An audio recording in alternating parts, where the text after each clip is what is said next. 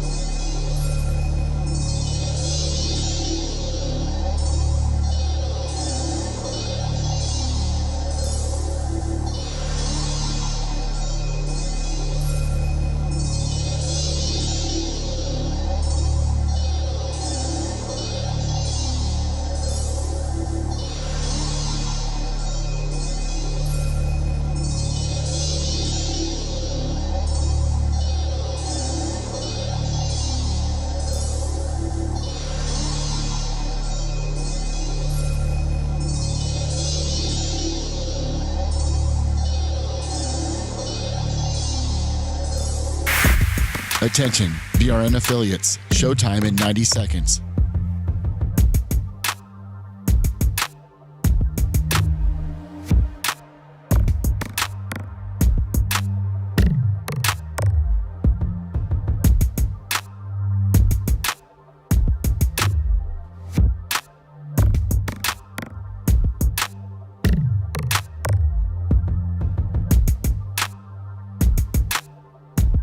Showtime in 60 seconds.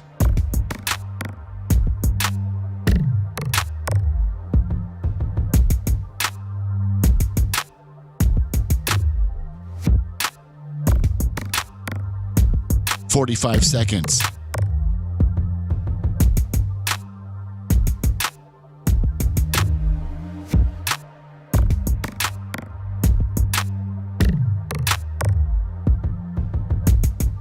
"30 seconds.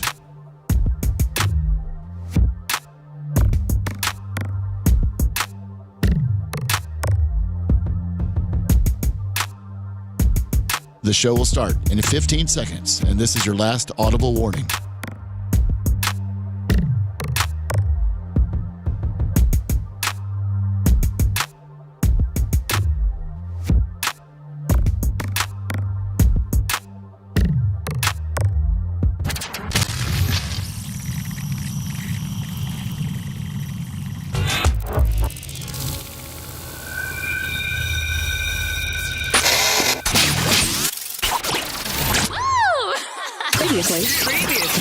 Previously on the Bubba the Love Sponge show.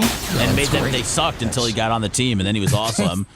Ladybugs. And then he started really liking one of the other girls on the team, but she thought that he was a girl. Oh man! Did it go Les then? Then they started. I think he had to reveal himself. He had to show yeah, at the show that he had a ween. Yep. Did she still like him even though he had a ween? Of course. Oh, yeah. She took it around the farm. You're listening to the Bubba the Love Sponge show. Broadcast rights for the Bubba the Love Sponge show have been granted to this station by the Bubba Radio Network and is intended solely for the enjoyment of our listening audience. Any rebroadcast, retransmission, or other use of this production without the express written consent of the Bubba Radio Network is prohibited.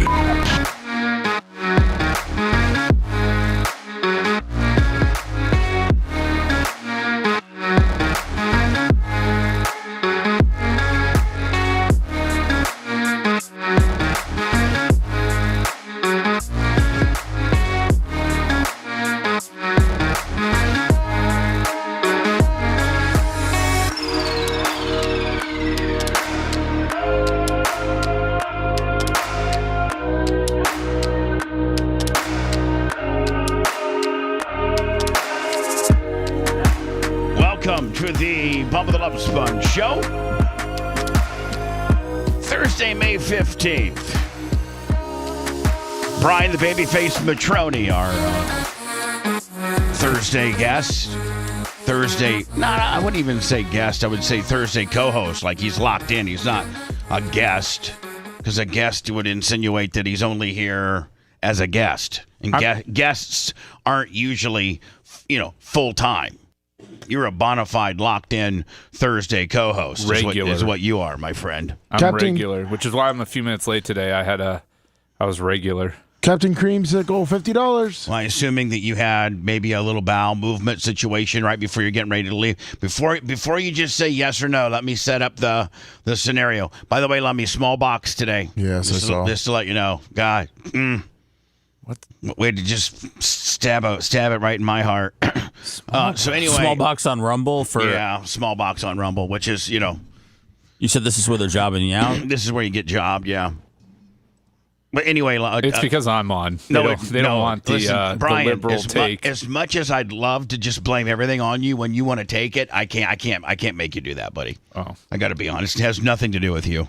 Blame me, Daddy. No, I'm not going to blame you, son. No big deal. We got other things to blame you for later. That big bowel movement. I'm thinking you're getting ready, and you're probably fairly regular on your bowel, schedule / regiment. But for some reason today it hit you, and it probably hit you almost about when you're ready to leave the house. No, it got me a little earlier than I expected. Snuck up on me. Most Thursday mornings it throws me off, and I can't go. So you're locked up, and then I'm not locked up. I'm just full of it, But you release the hounds probably when you get back over to the shop. Midday, yeah. At the shop, say it. At the shop, which I don't like doing, but it is what it is. It's one of the sacrifices I make to be on this show is it messes up my bowel regimen. Well, you know this, and you do the blizzard too. So, we do have 3 and rather than going over to Lemon Street and releasing the hounds over there, I think you only have 1 bathroom for upstairs. And so, it's a general, if you go in there and release the hounds, get that all stinky, you don't want to be that guy. So I have 3 bathrooms here, and 1 of which upstairs has a bidet, and it really, really cleans the rectum nicely. Like, it really makes that rectum pristine. So why don't you just, after the blizzard, release the hounds here? Because it typically doesn't come on because it messes me up, and I typically don't have to go until after I eat lunch. Okay. So that's kind of what happens. But today was a curveball. Lunch kind of pushes it through. Yeah. Lunch is kind of the thing that reactivates it because it shuts down. So typically, I'm between 6:35 and 6:40 every morning. That is like clockwork. Let me mushroom Mitch. Just so if anybody wants to know what I'm doing during that time, now you can visualize it. Shovel face dollars. Mushroom Mitch says, I'm at the airport. Hold on here. I'm at the airport with my Bubba Army gear. Fantastic, as you should. Now, you want to talk about something that'll mess up your belly is travel. That oh forget my God. about it. Listen, when you... So anyway, Mushroom Mitch, thank you. Thank you, Mush. PayPal, Venmo, Cash App at the Bubba Army. You're right, man. It doesn't matter if you're on a cruise. Doesn't matter if you're going to Vegas with your pops for the weekend like you did. Didn't matter if you're going to the Tom Beans, Ella J, Georgia log cabin. It does, when you get out of your cycle of life, get up, go to work, come home. You just don't poop the way you normally poop. I think your body. I don't know. I think your bowels might have a brain of in itself. Well, they call your stomach your second brain. It has a lot to do with everything that's going on in your body. I should be smart as hell. You're a genius. Yeah. I should be smarter than Dan and everybody combined. Your second brain's huge. My bowel brain overwhelms my head brain by far. So anyway, welcome. It's the Bubba the Love Sponge show. I'm Bubba the Love Sponge. We're live from Tampa, Florida, every Monday through Friday, 6 to 10 a.m. The show is, we talk a little political, we talk a little sports, we talk pop culture. Today's we talk about Michelle Obama's big old ding-a-ling. Am I right? Yeah. If Michelle Obama's, if Mike's big old ding-a-ling was in the news, we would talk about it. It's always in the news, Bubba. Of course, Big Mike. It's always top of mind for Seth. I wonder what. We obviously know that Michelle Obama's a lady, but I wonder what her lady parts look like. You know what I'm saying? Some women have, nice tucked up, real little, and just a nice little cookie, and then other girls got, literally like it's a parachute. Like it's a Steak-umm or an Arby's roast beef sandwich. I wonder what Big Mike's, I wonder, maybe she would surprise us all, and Big Mike's got just that tucked up little ham sandwich. Maybe. No takers on that one. I'm trying to think about this. I was just trying to play to the Rumble base. I wasn't really trying to get into a private parts folded or unfolded. But I think the other fellas are itching to talk about it. Yeah, she's a big parachute.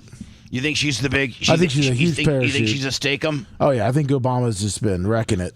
You think Obama's well hung? To me, it looks like he would not be well hung. He's too skinny, like he'd have kind of a pencil D. Not the way he walks. Yeah, no. Barry's blasting it. Yeah. Barry's packing it. Whereas, you would think Jimmy Carter probably had a little one, right? Well, towards the end, I'm sure. Well, I mean, right, sure. It wasn't even there. Oh, come on, man. So just evaporate. So it was a glorious little peanut. Brian, Georgia. This has been all over the news. I think there's nothing to report out of Chapel Hill with regards to their football program having done anything in the last. When's the last time University of North Carolina football was relevant? I think they had one good season. With Mac. Yeah, with Mac they Davis. went like 11-3 Mac or Brown. something. Mac Brown. They went like 11-3 one year, maybe. Yeah, Michael Rocker, $25. Oh, thank you very much. PayPal, Venmo, Cash App at the Bubba Army. But it's been a minute, and it's not something that's going to, consistently, how, the X amount of programs are going to be good every year. So University of North Carolina brings in. So they went 11-3 in 2015, and they haven't had a 10-win season since. And they did not have a 10-win season before that since 1997. Didn't Mac Brown come in from Texas? Yeah, but that wasn't him. That was Larry Fedora. Mac Brown, actually, he never had a losing season there. Well, he never had a losing season there technically, but he never got over 9 wins. And where did he come from? Texas. Yeah. They fired him. Yeah, they ran him out of Texas. And so anyway, the big thing now is, University of North Carolina, every program, I think, just wrapped up spring ball about a week ago or so. Yeah. 2 weeks ago, maybe. Yeah, 2 weeks. And you saw various news coming out of the bigger programs, but you've not seen, in my opinion, and now obviously Babyface and Seth and maybe even you, Lummy, are bigger sports fanatics than me on college football, but I don't remember seeing anything out of North Carolina other than this sideshow, and that is Bill Belichick and his 25, 26-year-old seems to be very alpha controlling girlfriend. And to me, I don't know, I think that if I was a player, or if I'm the athletic, I'm thinking the university has to kind of kiss his ass right now, because you got to give him one season to see what he's going to do, right? Or you got to. Well, they all hired him. They got to believe in him. It's a big deal. When they hired him, did they know that this moray? What's that thing that sucks on the back of a shark? It's not a moray. It's not a is that what was it? Not a moray, but it's not a plankton. I'm trying to think. Forget what it is. A remora. Remora. Good job. Thank you, Lummy. The remora. I was close, but anyway, they didn't know that with Bill Belichick came this remora that's just sucked up on his back at all times. She literally. She doesn't work for the university, so essentially it's up to Bill Belichick to handle his woman. Yeah, but if you had a job like that, Bubba, Merch Crick would be everywhere you went. No, I wouldn't. No, she wouldn't. She was just out there today. Hardest working woman in show business out there. Radio. Loading up, hold on. the Camry. Taking things to the airport. She's running away, Brian. You weren't supposed to say anything. She knows where Bubba will be from 6 to 10. She's got a 4-hour head start on him. She had a tear in her eye as we said our goodbyes this morning. Knowing that I never leave the studio. Listen, honest to God, I had one of my girlfriends back in the day, because all you got to do is turn the air on or watch, Rumble or YouTube or X or Facebook or whatever you're going to watch us at, all at the Bubba Army. All you got to do is just be monitoring it, and where I'm going to, I can't leave. I just can't leave, So I did have one girlfriend, Holly, that did during my show, packed up the entire her entire belongings. She had to do a prison break and broke out. Scout and Big Gulp 25 Babyface Thursdays. Thank you, ladies. safe, Stay safe out there. Be safe, ladies. I got you. So, I mean, you got to, I mean, and so, I mean, I was so arrogant about Holly, I thought she'd never leave me. So I didn't even, rush right home at 10:30 because I didn't know that I had gotten caught for doing something bad. Why would you ever be worried about somebody leaving you? Weren't you banging all sorts of... Yeah. But I didn't think. Do you know what type of games he was getting himself into? I don't know. Every day he had a different girl servicing him at the studio. Every day. Every day. That's a dangerous game. It's a dangerous game. And that's when you run home and say, "Has my woman left me yet?" You haven't experienced that level of stress. Yeah, Seth, you've not lived that life. That's like a cat on a hot tin roof, man. I mean, you're moving and shaking. Well, she probably had people help her too. Well, she probably did. So anyway, listen. So I used to, that's when 98 Rock was in Feather Sound, which oddly enough, Seth, that's where they are now too. I think they're back in the building that 98 Rock originated in. So when I went to 98 Rock in 96, it was in the Feather Sound building that the iHeart Studios are now in now. For years, when I got here in 1992, the J-Core / Clear Channel building was iconic. I mean, everybody in radio knew about 4002 Gandy. It was iconic. And all the stuff I used to pull out of there. They knew about all your random sucklings? Oh, please. I had a key to BJ Harris, the program director's office, so that, I could use his couch. They should have called me BJ, everything that was going on in that studio. So, let me before I started my career at the Power Pig at 4002 Gandy, but then when they switched me over to mornings at 98 Rock, I had to go back over here to Feather Sound. Oh, so we were there at Feather Sound, and so it's a quiet place. Yes, it is. Feathers don't make a lot of noise. Never mind. I don't have my zookeeper gimmick. So I used to leave the Feather Sound deal. And then I would go. Thank you, bud. Oh, here I got it. There we go. The Z Morning Zoo on Z100. So I would leave like it. Right after the show, I had to go sit in with Brad Harden for 15 minutes and talk about the show. But I was so fat, and I would fall asleep during the meeting. And then I'd wake up about 11. He had a couch in his office, and we'd start out with the show, and then I'd fall asleep, and he'd just let me sleep in his couch for like a half hour, and then I'd wake up, and then the meeting would be over. They weren't worried about you just falling asleep? Because you were so big? What happened? Oh, you got squirreled. Macho Man's looking. Okay, I got you. Bubba got squirreled. No, he had me turn the 2 pots down because he's looking for a bed. So it means he has to play him in queue on his side, which if I had him potted up would be playing on your side. I'm usually the one looking for a bed. So let me. Usually I would then go over to Bronco Rick. Yeah, I go to Bronco Rick's upholstery place, and we would throw quarters. Play for an hour. What are you, like MJ and that weird security guard? Going against the wall for $100 a quarter? He doesn't. Yeah, I get the reference. How much were you playing quarters for? Well, we were playing quarters for what? I mean, there'd be 10 guys playing. So every time you threw it, it was $2 and... Whoa, high stakes quarters going on there. Yeah. So we play that. Well, this is back in the beeper day. I had a beeper. I had a cell phone too, but I had Air Bubba beepers, and she had a beeper. So I would beep Holly. Say it, Guido. Beepers, Bubba, beepers. I would beep Holly, and she was within a minute, she'd beep me back or call me.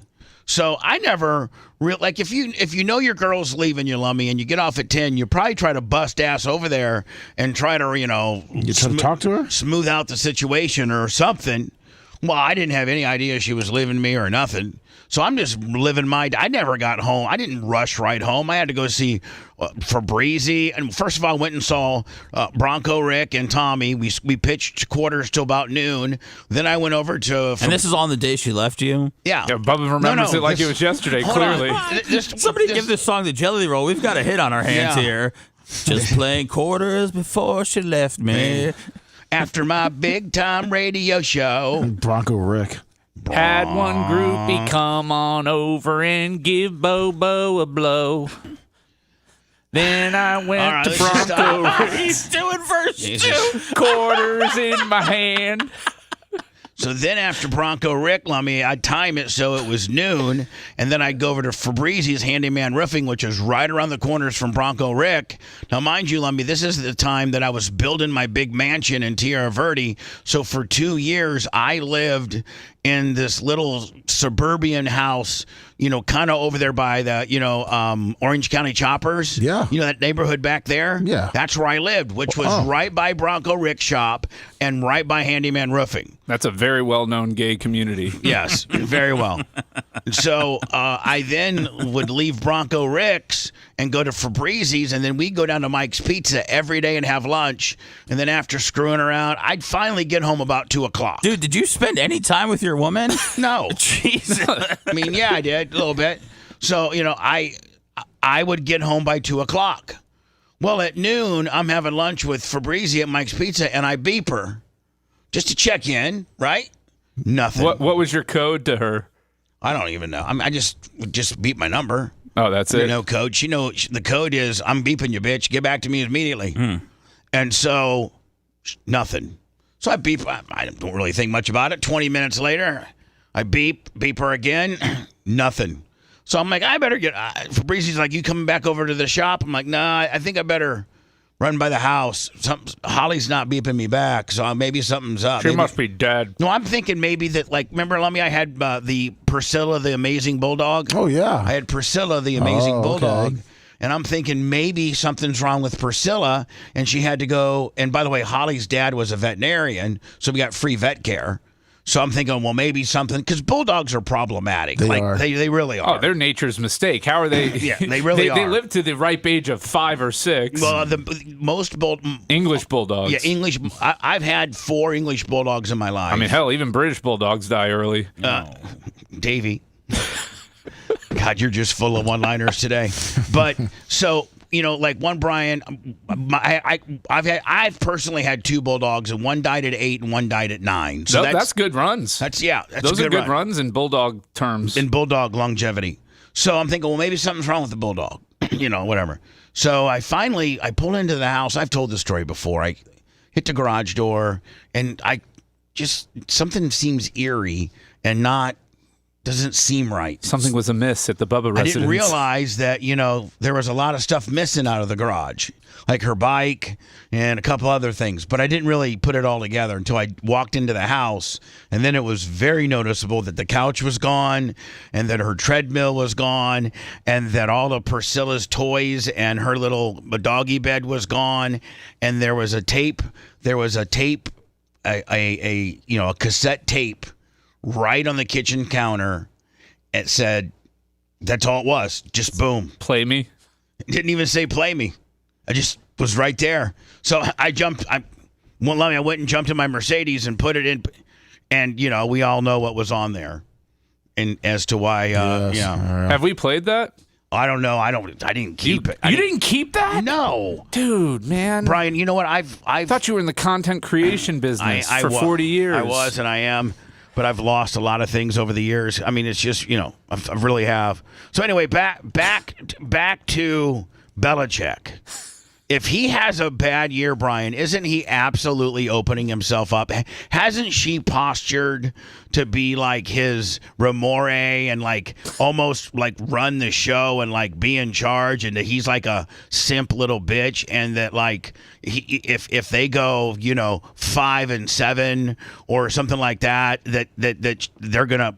People are going to directly correlate it to her hands-on, have to be part of everything, involvement. You get 2 years in college football these days. It used to be 3, but you get 2 now. So we'll see how he does. I mean, I don't know that she's going to be messing up the X's and O's and interrupting practice and the normal flow of things. I think it's more of a behind-the-scenes headache. Captain Creamsicle, $20. Thank you, buddy. How about his headspace, though? How about his genuinely, Well, he'll probably get it in his office if that's where he wants to have it. Meaning his headspace. His head's, yeah. Oh, Jesus. My God. I mean, what at we at? Let me like 4 or 5, already? I think we're at 7. I think this guy did a line of the powdered Celsius in his car. I think he did a couple rails. You guys got to get out of my headspace. That's my couch. Bubba, I think it's going to be fine. I think it's been fun to talk about in the off season, but I think that once things get going, I think she'll kind of fade to the background because again, she's not a part of UNC football, and I doubt that he's going to have a lot of projects under the Bill Belichick Productions label, which she's the president of. I doubt a lot's going to be happening with that during the year. So I just think if he's not able to win and translate to the college level, that's what's going to be his demise. I don't think she's going to be able to affect what he knows about football. And who knows? Maybe offensive player, defensive player, special teams player of the week get to take a turn with old girl. Take it around the farm? Yeah, Well, they maybe. got what, the whole summer anyhow. Maybe that's the incentive there. I don't think it's going to be a distraction. Anyway. I think she'll disappear in the summer. It'll be like Major League. They'll have a picture of her in the locker room, and every win they get, they take off a piece of clothing. Exactly. So hold on, Lemmy. You're saying that you think that they're gonna break up? No, I just think she'll probably get out of the limelight during the summer while they're getting ready This for the bitch season. doesn't have getting out of the limelight in her vocabulary. Oh, Bill, listen, they might say Bill's been looking weak, over the last few months since all this happened. But once you get during football season and he's on the field, I mean, sure, she might be texting him during the game and everything, but I don't think he's going to get back to her right away. She's going to be all okay. So hear me out on this. Right. By the way, we're talking about Jordan Hudson, the very, very, very clingy girlfriend of Bill Belichick, head coach of Rick the University. Pitino, Bobby Petrino, the freaking what's his name? The guy I hate from University of Florida, Urban Meyer. All these coaches have been absolutely chased by women at college women. He's going to have them falling all over him at UNC. She's going to be so up in his business and blocking him. From all the co-eds. Is this sarcasm? No, it's not. Listen, look, man. Bobby Petrino, Rick Pitino. Dude, this is 20. You're telling me 20-year-olds are going to start falling over for the hoodie? Yeah. They like that. Dude, that's like a competition thing in college for college girls. Yeah. So when you in order to even be in that game, you got to have that starter young hot bitch, and then once you get that starter young hot bitch, then all the other ones feel as if I'm hotter than her. Okay, well, no one's messing with Bill. This lady will have them murdered by herself. I think so. I think that's the issue. I don't think she's going to go quietly into the night. I think she'll be standing over his shoulder at press conferences. Hi, who's this? Hey, it's Mike from Lithia, Bubba. Good morning. Hi, Mike. 813-90 Bubba. Go ahead. I'm just enjoying the Babyface comedy show this morning. Yeah, he's on fire today and in full morning zoo, cheese dick type fashion. Yes. Tip your server, sir. The 10 o'clock show is different than the 7 o'clock show. That's funny because I used to work at comedy clubs. Do we need to get a hold of Gina and have something like him kind of just dummy down? Or no. Gina and him have. Really sure. Gina's his. I don't know, sir. Do we need to get a hold of your wife and take away your phone privileges? Why don't you call us something better? Do we need to get a hold of your boss and try to put a muffler on you? No, listen. No, him and Gina. Hold on. That's why I know Gina. I don't have a wife. That's why I'm referencing Gina. So you're one of our happy listeners. Okay, How you great. doing, sir? What I'm just saying is the dynamic at Hunter Law is not one of when Gina comes in and tells Brian what to do or orders him around or gives him instructions. They're both in two different lanes of what they do. And Gina does not, unless Brian's on an all-night bender in Vegas and needs bail money, of which, Brian, anyway, sir, thank you very much. Gina does not come in and tell Brian less of this, more of that, and especially when it comes to this radio program. She knows I'm a peacock and I got to fly, Right. So, but what I'm saying is, the question to all of us. This is a question to all of us. Let's make it local to make it easier, but you get hemmed up on like maybe a DUI or you do something stupid. It's not the end of the world. It's not going to kill you, but you got to make that phone call to somebody because you've gotten arrested for drinking and driving or something like that. And who do you call? Who's your one phone call Brian, starting with you. Do you call Gina? I'd still call my wife. You would? Yeah. First of all, it's the only number I know by heart. So, Can we have access to other phone numbers in this scenario? Because I don't know any numbers. Yes, Seth. The next question goes to you. Oh, okay. Who do you? You're hemmed up. You know, you got a Brian. What's a normal? I'm probably calling Kevin Hazlett. Quite honestly, probably. Yeah, Would I you mean, want to call your if wife I'm to have her call Kevin? truly hemmed up, I'm calling Kevin. Right. You know what? I think I am too. I'm calling Tom. I'm calling Tom, and then Tom will get a hold of Kevin. So I'm calling. My answer is Tom Bean. Your answer, Brian, is Kevin Hazlett. Seth, what's your answer? Kevin? I'd probably call the Dom. Oh, man. You took that chat bait, man. Was that in chat? That was in chat. Oh, I don't. Wow. FJ Barr is your boy. Wow. Well, he used to listen on Garabo. South. Wow. Well, he's my friend on Facebook. Yeah, but he boy, sent me a friend. He fed you a line. It was like Bubba, really bad. I don't really get lines from chat. Maybe we were just thinking along the same things. Oh, that's even when worse. you guys were saying lawyers and trying to be whimsical on the show. No, I'm teasing. Wow. That was a good. That one cut hard. Lummy, how about you? I'd have my wife to then call Kevin Hazlett. I was the first radio personality that brought free legal advice on the show, and he stole my idea. Okay, as much no, as no, we don't have to go down this road. No. We don't have to go down this road. Yes, we do. Because if you're going to bring it up and do your Bubba imitation and do your Bubba this and that and try to break it off on my ass. Hierarchy, $100. Harvey, our boy. Might call him, see if he can, Western Union us some cash. Yeah, Harvey clearly has the bail money. Brian, would you not? I mean, that's no, what he stole it. What you were saying. That is the truth. I am the first one of the very first radio personalities in all of radio to have a weekly lawyer on. But here at the giving Bubba free Love Sponge advice. Show, we practice healing through humor, and so that's what I was. I understand going that, with. but would you not agree that? And as a matter of fact, I can remember the call that Jay O'Connor made to me. Jay O'Connell, the great Jay O'Connell, who was Was he the vice president and general manager of Tampa and a few other, or was he just Tampa, Seth? He ran all of Tampa. Yeah. He was but he was held in high regard. He was the general manager. He was old school Cox with Bob Neal as the president. He's the one that in 07 approached me about coming back in 08.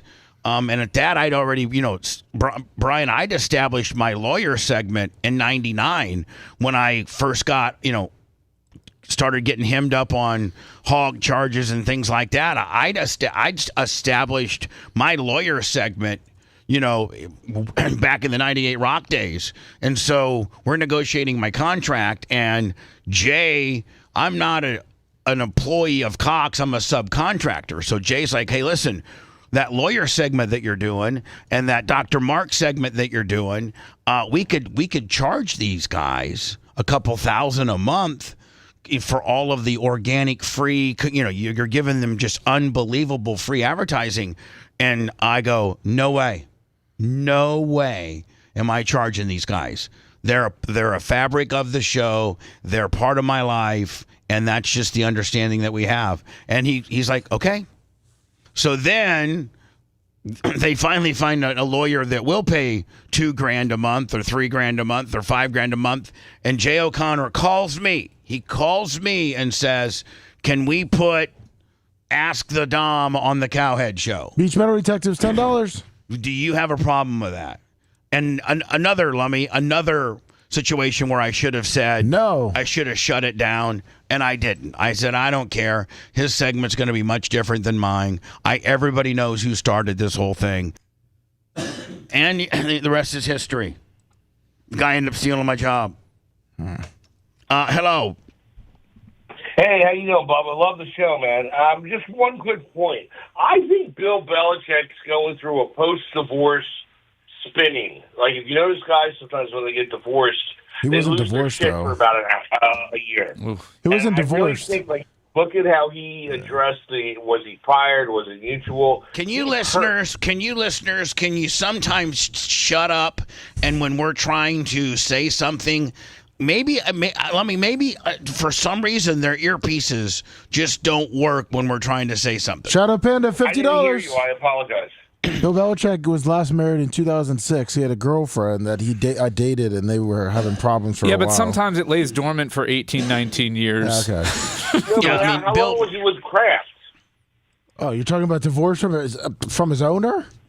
Yeah, absolutely. Yeah, 20 years? Was he with them for 20 years? I don't think we get fired from a job and turn to a woman to us. I mean, us real men. I don't think we do that, my friend. But you know what? That great possibility. But you keep hypothesizing, sir. And we'll get back to you next week. Dion, a little teaser. I don't know what prime time on Netflix looks like. I don't know if it's just them following him around, or I don't know what it is, but I'm going to try to get him on the air next week to talk about one Shiloh, who by all reports I'm hearing from Buck insiders that he's going to make the team. He will make the 50. Is it 52 or 53 man roster? 53. 53 man. You got Buck sources? What else are they saying? Well, it's the great Rock Riley. Come on. Guess what? Hold on. I heard a rumor.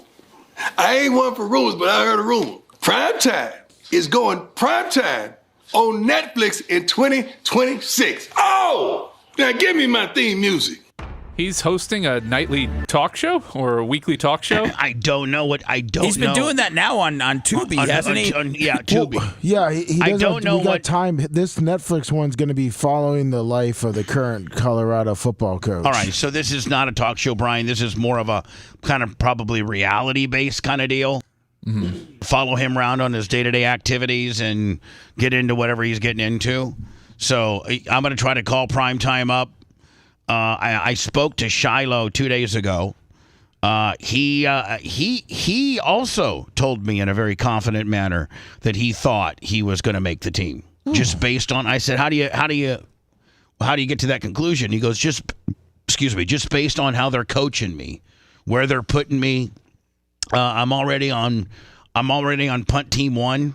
I'm already punt team 1. Well, that's how you cut your teeth as like a third string corner or whatever it is. He knows that that's where it's going to have to start. Yep, special teams. So he has been on special teams, just absolutely making. Some guys probably, Brian, kind of dogging on special teams. Well, vets maybe. Yeah, the rookies are hungry though. Yeah, well, I guess Shiloh is. They've been using him for the guy that is the last guy that could potentially block a guy coming into the punter. He's a protector. The punter protector? Yeah, he's the protector. Right, and then at that point... You got to tear butt down that field to make that tackle. That's what he said he's been doing really good at. He's been they've sent full blitzes at him. They've sent, a couple different situations at him. No punts have gotten blocked. And he says probably 7 times out of 10, he's in the tackle area. Meaning, he's maybe not the guy who got the tackle, but he's the guy right behind him, or he did get the tackle, or, He's one of the most important because he's that last guy right before the punter.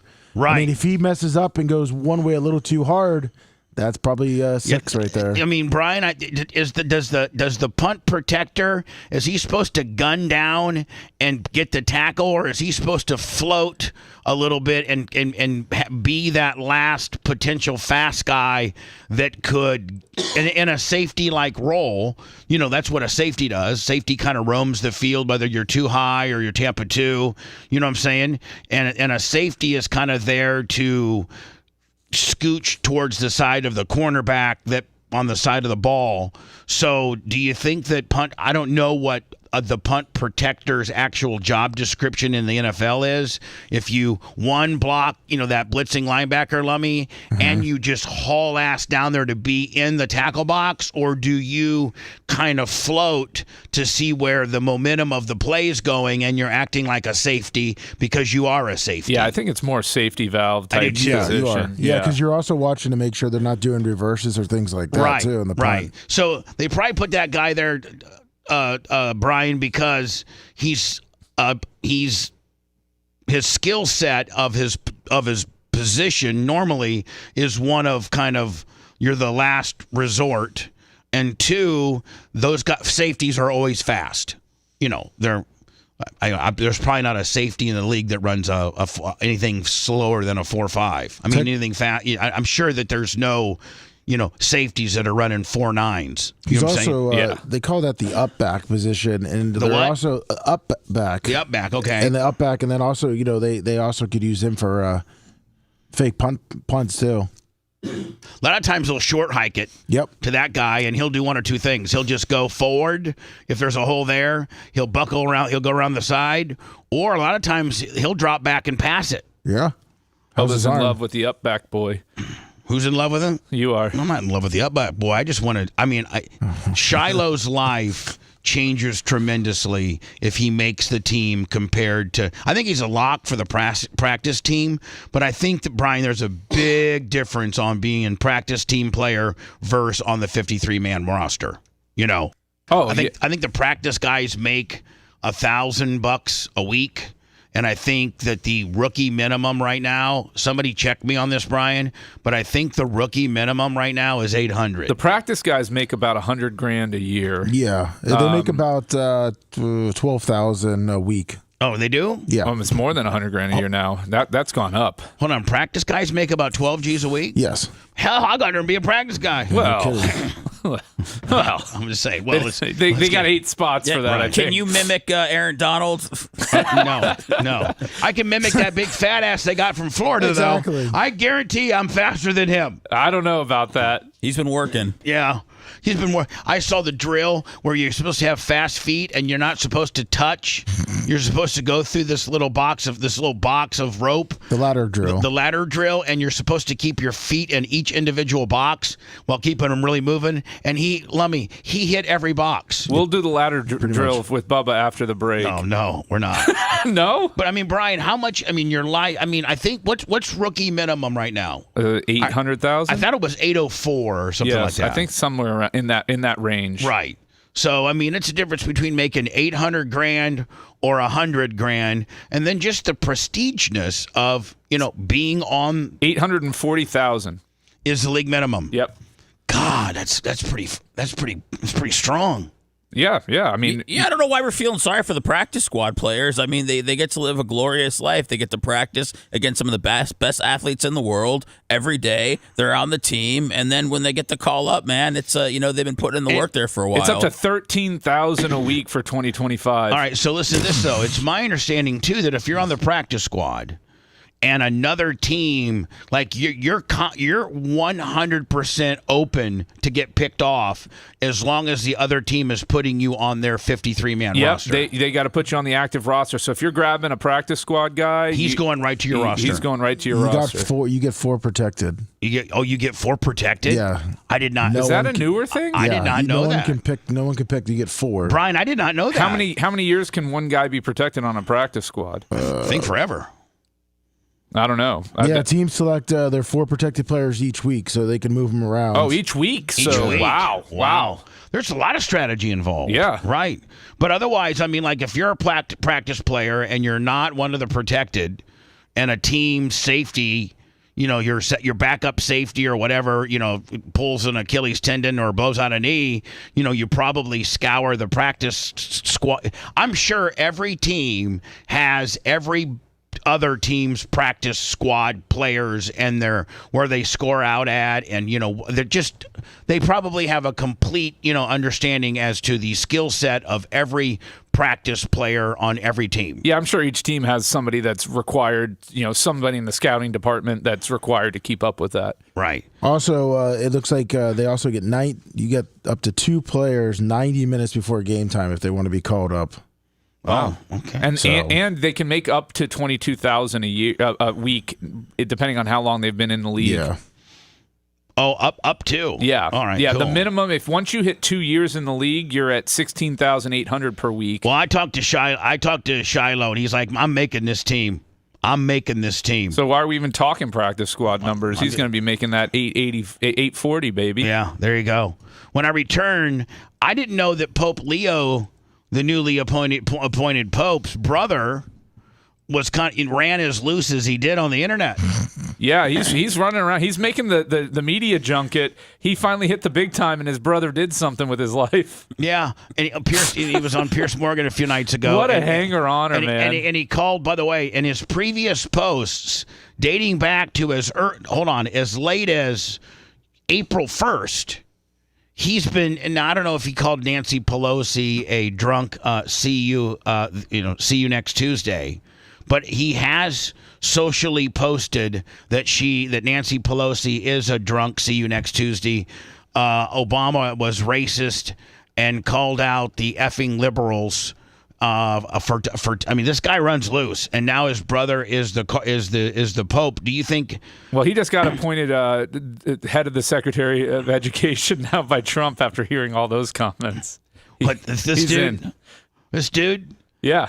Pope Leo's brother. Pope Leo's brother is now running the show. He's the head of Doge now. Is he Elon's gone? Is he replacing Elon? Yeah. Perfect.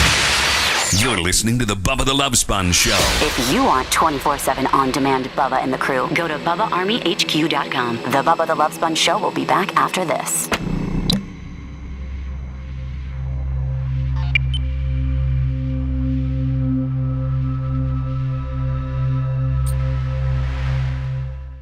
Boy, here I go again on my own, going down the only road I've ever known. Like a drifter, I was born to walk alone.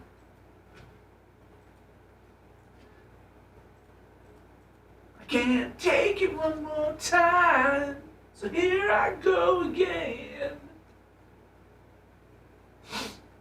Good morning, everybody. How we doing? His brother seems like a real winner, fun guy, fun kid. Yeah, he's a party animal, man. He was complaining that Pope Leo wanted to play Pope when he was 6. He's like, I just wanted to play tag. He wanted to play Pope? Yeah, he said he wanted to pass out communion. How do you play Pope? You fucking... You pass out communion? And then you try to... give out communion. And you try to fuck little boys? What? Here, let me... Oh, next break, let me... I gotta play this, and I can't play this on regular... Oh, you know what? I could play it on regular radio, because regular radio is not a visual. This is a visual. So I can play it. So we won't have a problem. So we'll be good.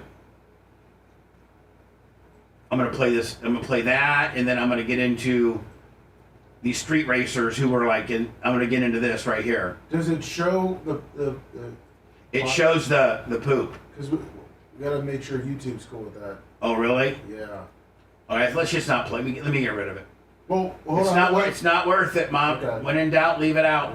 Yeah. God dang, look how fucking hot Christine Ohm is.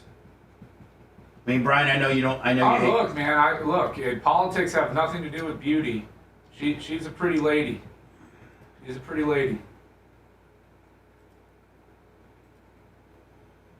Shot through the heart, and you're to blame. Love me, you give love a bad name. I play my part, and you play your game. You give love a bad name. You give love a bad name. Where's your duet guy? He's touching grass, pissing on the side of the building. Is he gonna come back in? I don't know. Good morning, Inza. It's not racist to call your band Whitesnake. Watch out. Yeah, but they're rocking a Whitesnake.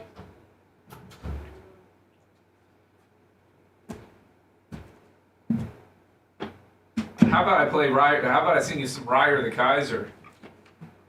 Kaiser Chiefs? What? No, Ryer the Kaiser by Weird Al Yankovic. Oh. He's going to be at the shit. Rye or the Kaiser, it's the wheat or the white. Maybe I can suggest an appetizer. Stay away from the tuna, it smells funny tonight. But you really can't go wrong with the rye or the Kaiser. Start centering him towards our The show is making the show itself. What a disgrace. It's Looks tough. like the champ's gotten lazy. It's tough doing a show with them. It's tough. It's gotten tough, yeah. He's just Thank taking you. up space. Sold his gloves, threw his eggs down the drain. But he's no bum, he works down the street. He bought the neighborhood deli. Back on his feet, now he's chopping up meat. Come inside, maybe you'll hear him say, it's the rye or the Kaiser, it's the wheat or the white. Maybe I can suggest an appetizer. Come on, man. That's such a fucking classic. It's not sticking, cuz. I'm not really a Weird Al guy. You're not a Weird Al guy? Usually Seth is your biggest proponent and he's taking a shit on it. No, I'm just not a Weird Al guy. Well, Drew used to love Weird Al. I just thought, you're taking a shit on it too. Well, it didn't have too many high notes. I thought he did a good job carrying the song. I just wasn't just not a fan of the content per se. The lyrics were horrible.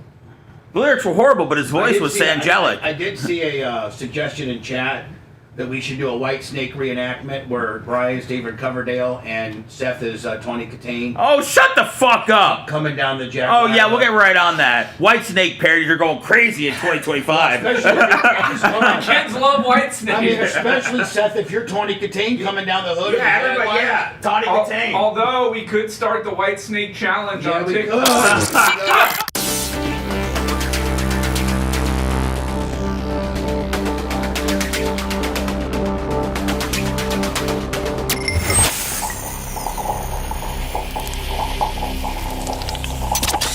Broadcasting live from the Aquabeto studios. Aquabeto.com/Bubba. It's the Bubba the Love Sponge Show.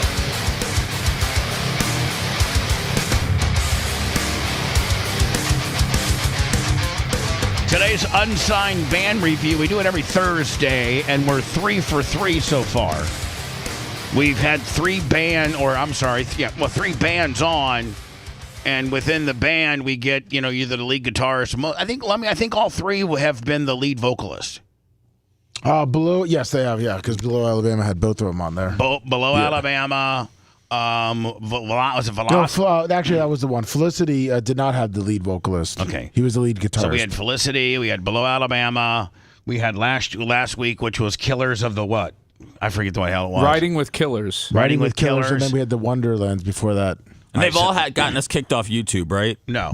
Well, they've all got. Well, has any of them done it correctly and whitelisted us correctly, and we didn't get a copyright strike or an infringement deal for playing their music that we're trying to promote on our big time platform, or has every one of them messed it up, and we have gotten some sort of copyright infringement gimmick from them?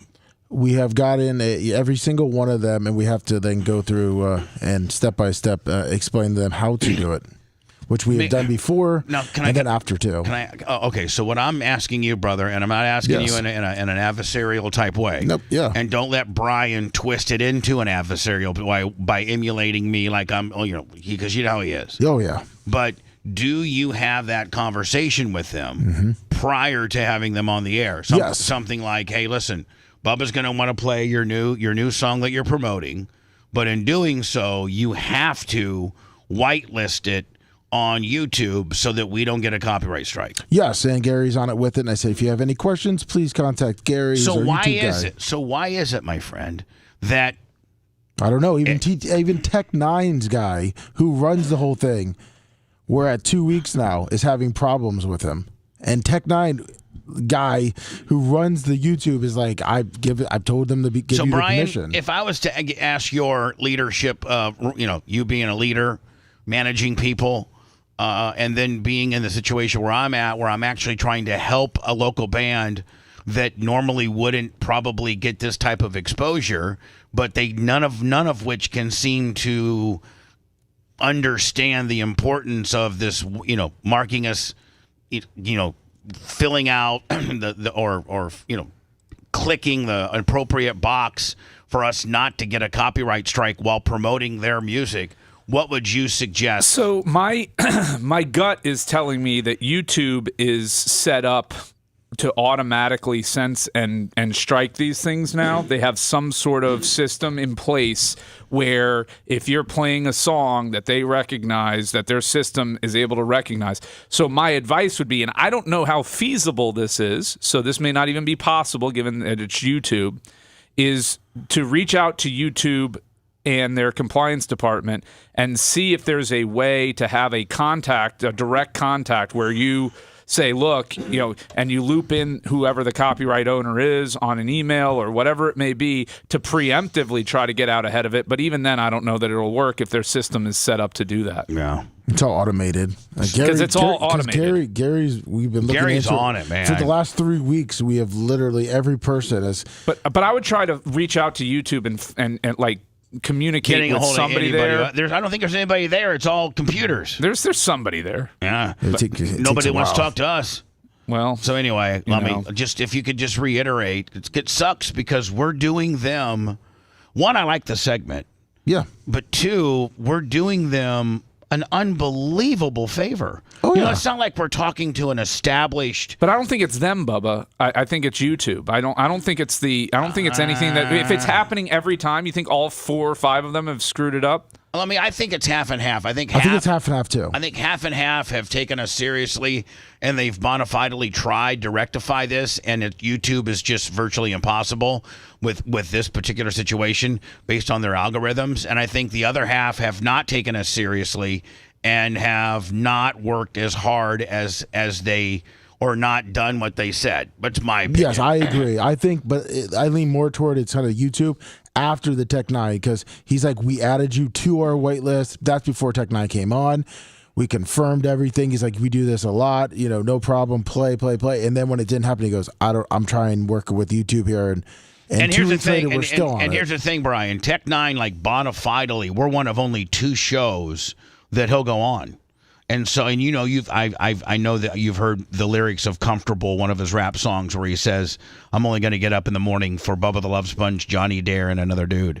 He actually included us in one of his songs. So we're really his friends. And so, like, if there was and this is an established artist, so I would say that they probably have a better, even a better way of contacting YouTube. I think Tech 9 has nearly 3 million followers. 3 million. Oh, yeah, they have 3 million subscribers. He's got songs that have done 60 and 80 million views.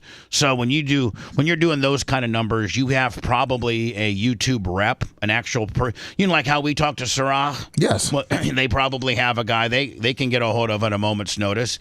And I know that Tech 9 would have instructed his guy to give us the white list. Oh, his guy. I talked to his guy. His guy's name's Sean. He's the manager and runs all of Tech 9's back end stuff like that. And he said, I got to get with my guy. So I'm guessing, I thought he was talking about maybe his guys, but I think he's talking about the YouTube guys. Yeah. So anyway, I think it is partly YouTube. But I think in a couple of incidents of these local bands that they've just maybe kind of used us. I don't know. Anyway, our unsigned band review this week is Lucas Diablo. The bio on them, Lucas Diablo delivers a potent fusion of stoner rock, blues, and punk that pulls no punches. This hard-rocking trio has This hard-working trio has carved out their own niche in the rock landscape with their distinctive sound, known for their, sardonic wit. And irreverent. Let me ask you a question, Brian. Have you, in all the years of having to write, legal papers, and have you ever used the word sardonic? No. And what does it mean? Of or relating to sardines. No, I'm just joking. I think it means like sharp and acerbic. The C Morning Zoo on Z100. Means like what? Like cynical. For a little backstory, our drummer Rich and his ex-wife are longtime listeners and fans. Due to complicated life situations, Rich and Patty are no longer together. in marriage. Both are still fans of the show. Patty actually informed us of this particular segment for the Unsigned Band Review. Lucas Diablo Music on YouTube, and then their website is lucasdiablo.com. We are having, who are we having on, Lummy? The lead singer, Chris. Chris. Yes. Okay, and where are they based out of? I have been trying to find, and I've asked them multiple times that Have you gone to Lucas Diablo Music? And does it have anything of value on there? Just their album, not where they're from, and I'm trying to find that as you. Pierce Morgan had, I don't know what this guy's name is. What is this dude's name? Lewis. So Lewis, and does he still live in Chicago? No, he lives in Port Charlotte. Oh, for down the road? Yeah, I've tried to get on. I've talked to him about getting on. He is the Pope's brother. And it looks like Lucas Diablo might be from Connecticut. Okay. And after this guy, after Leo's brother becomes the new Pope, Pope, what is it? Pope Leo the 14th, 16th? Now, this guy's name's, what's this guy's name? Well, he's not a pope, so he's got just his regular street name. I know. What's his pope name, though? What would your pope name be, Bubba? Oh, here we go. You posted a video of... What would my pope name be? Pontius the First. On April the 5th, you reposted a video of Nancy Pelosi speaking in 1996. By the way, this is Lewis. He lives in Port Charlotte, Florida. He's the brother of the newly appointed Pope Leo the 14th. If I had to AI generate an old dude from Port Charlotte, Florida, that's the guy. That's it. I mean, that's it. Yeah. Or a guy that would tweet about Nancy Pelosi. and would tweet negatively about Nancy Pelosi and call her see you next Tuesday. No. Not calling her a dirty C. A dirty next Tuesday. Which came with the caption, not yours, but it came with a caption, these effing liberals crying about tariffs is just unreal. Do they not know that there is a thing called video? Just listen to what this drunk, and then a very offensive word about Miss Pelosi, has to say in the mid-90s, long before her husband had Grindr dates. So Lewis is running pretty loose by getting on his ex and saying that Nancy Pelosi, that she's a dirty C, and that was she aware that her husband was having Grindr dates. That checked all the boxes, man. It did, and it checks a box that very few people can say, Seth, and that is my brother's the Pope. How many people can check that box? Well, I'm glad his brother still got in, despite how he won right now. I mean, with the benefit of hindsight. Now, Brian, in the conclave and the protocol that it takes to be the Pope, and it's just really, really an intensive situation. You don't think that any of the cardinals or the bishops or whoever votes for this deal vetted this guy's brother? Maybe they wanted it. Maybe they wanted the controversy. If they ain't talking about you, right? I mean, they're not. Think about the last heels. time you were this interested in the Catholic Church. Yeah, you're right. Pope John Paul never called Nancy a drunk. See you next Tuesday. Inside of now knowing your brother was about to become, or is now the Pope, would you have been a little bit more careful about maybe reposting something like that, or do you stand proudly by your rather lively posting? I think he's got an earring too, does he? Has he got a left side earring? It looks like it. I don't know, but he's probably got a line around the block now trying to get some of his action, right? Yeah, because he's like, maybe you could almost say that I got my loins are very godly because my brother. That could work. Yeah. Who wants some of the body of Christ? You know what I'm saying? Here you go. I posted it, and I wouldn't have posted it if I didn't kind of believe it. However, I had no idea that what was coming this soon. And I can tell you, since then, I've been very quiet, biting my tongue at some of the stuff that... I like that. You know what? It's almost like when Jimmy Carter had his irrational brother, Billy. Remember Billy? Billy Beer, man. Billy, and he had his own beer, and he got arrested for a DUI, and, or almost... Clinton had a brother, too, that was a wild card. Yep, or it's just going to be like Jackson Mahomes, Pat Mahomes' brother. Or is it going to be like a Hunter Biden kind of gimmick? You know what I'm saying? Yeah. There's a lot of important people that, have F-ups as their brothers or their siblings, and they go on to have some of the highest jobs and most important jobs or stuff like that in the world. I mean, look at Tara. Yeah, look at my sister. She's big and successful in her industry, and now she's got you. Yeah. On social media, because I don't want to create waves that don't need to be there, because I'm a MAGA type, and I have my beliefs.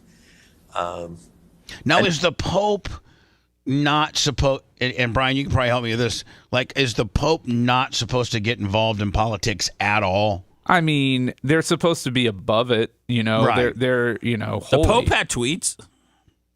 The Pope had tweets about politics. The Pope can give his opinion on like if the political party is affecting the religious. Yeah, but it's got to be in the context of the impact on the church. Right. I don't need to create heat for him. He's going to have enough to handle as it is without the press going. Yeah, but here's the deal, man. He can make all heat go away. He's the Pope. He can be like, forget about that. It's over. Don't worry about it.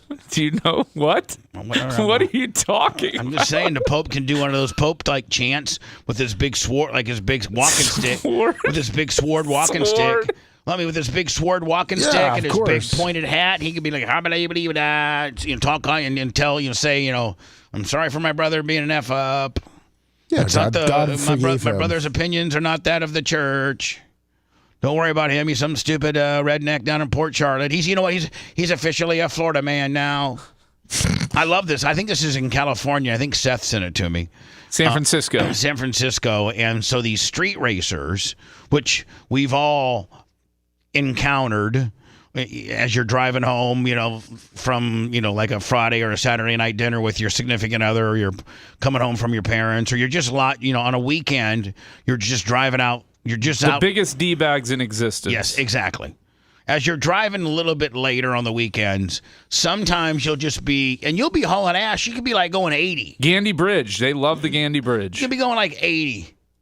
And all of a sudden, this whole Fast and Furious team of about 20 low-riding Nissan, Toyotas, whatever, come just zipping by you. Oh, you're in the middle of Fast and the Furious, and no one's there to help you. Yeah.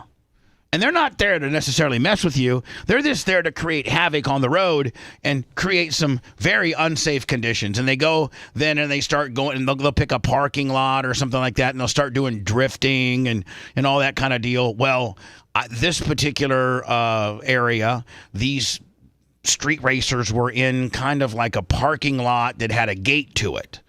And they were in there just raising hell and doing drifting and all this kind of deal. And the cops came up and shut the gate and locked it so none of them can get out. Wasn't there 100 cars? They towed every single one of them and impounded them. Yeah. So here's footage of the cops locking the gate.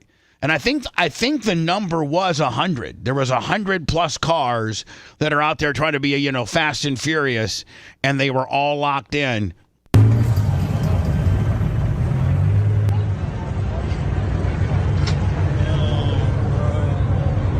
Now, I guess you couldn't just all 100 rush the gate and jump over because you're leaving back what you prize.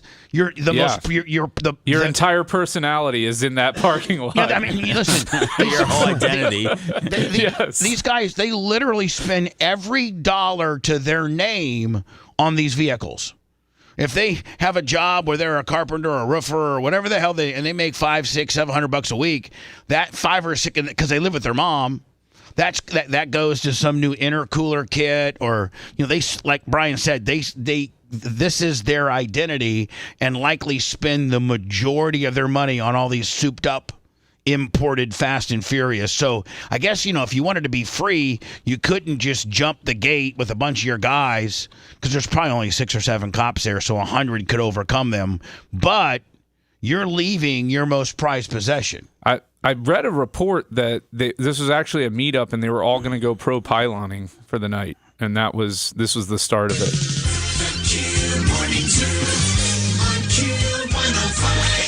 Your stuff is funny until it's so insight that most people don't understand it. So we just move on from those. Keep your heat. Those that get it, if you know, you know. Keep your heat recognizable, please. Okay. So it's got to be cheap, obvious heat. No, it can't be doesn't. deep heat. It can't be. You don't want none of this deep heat in you, Bubba, in your ears. Deep heat that people don't get. No, it's a no. So here these guys all are in there. They're in this. They all like, hey, meet up in this parking lot.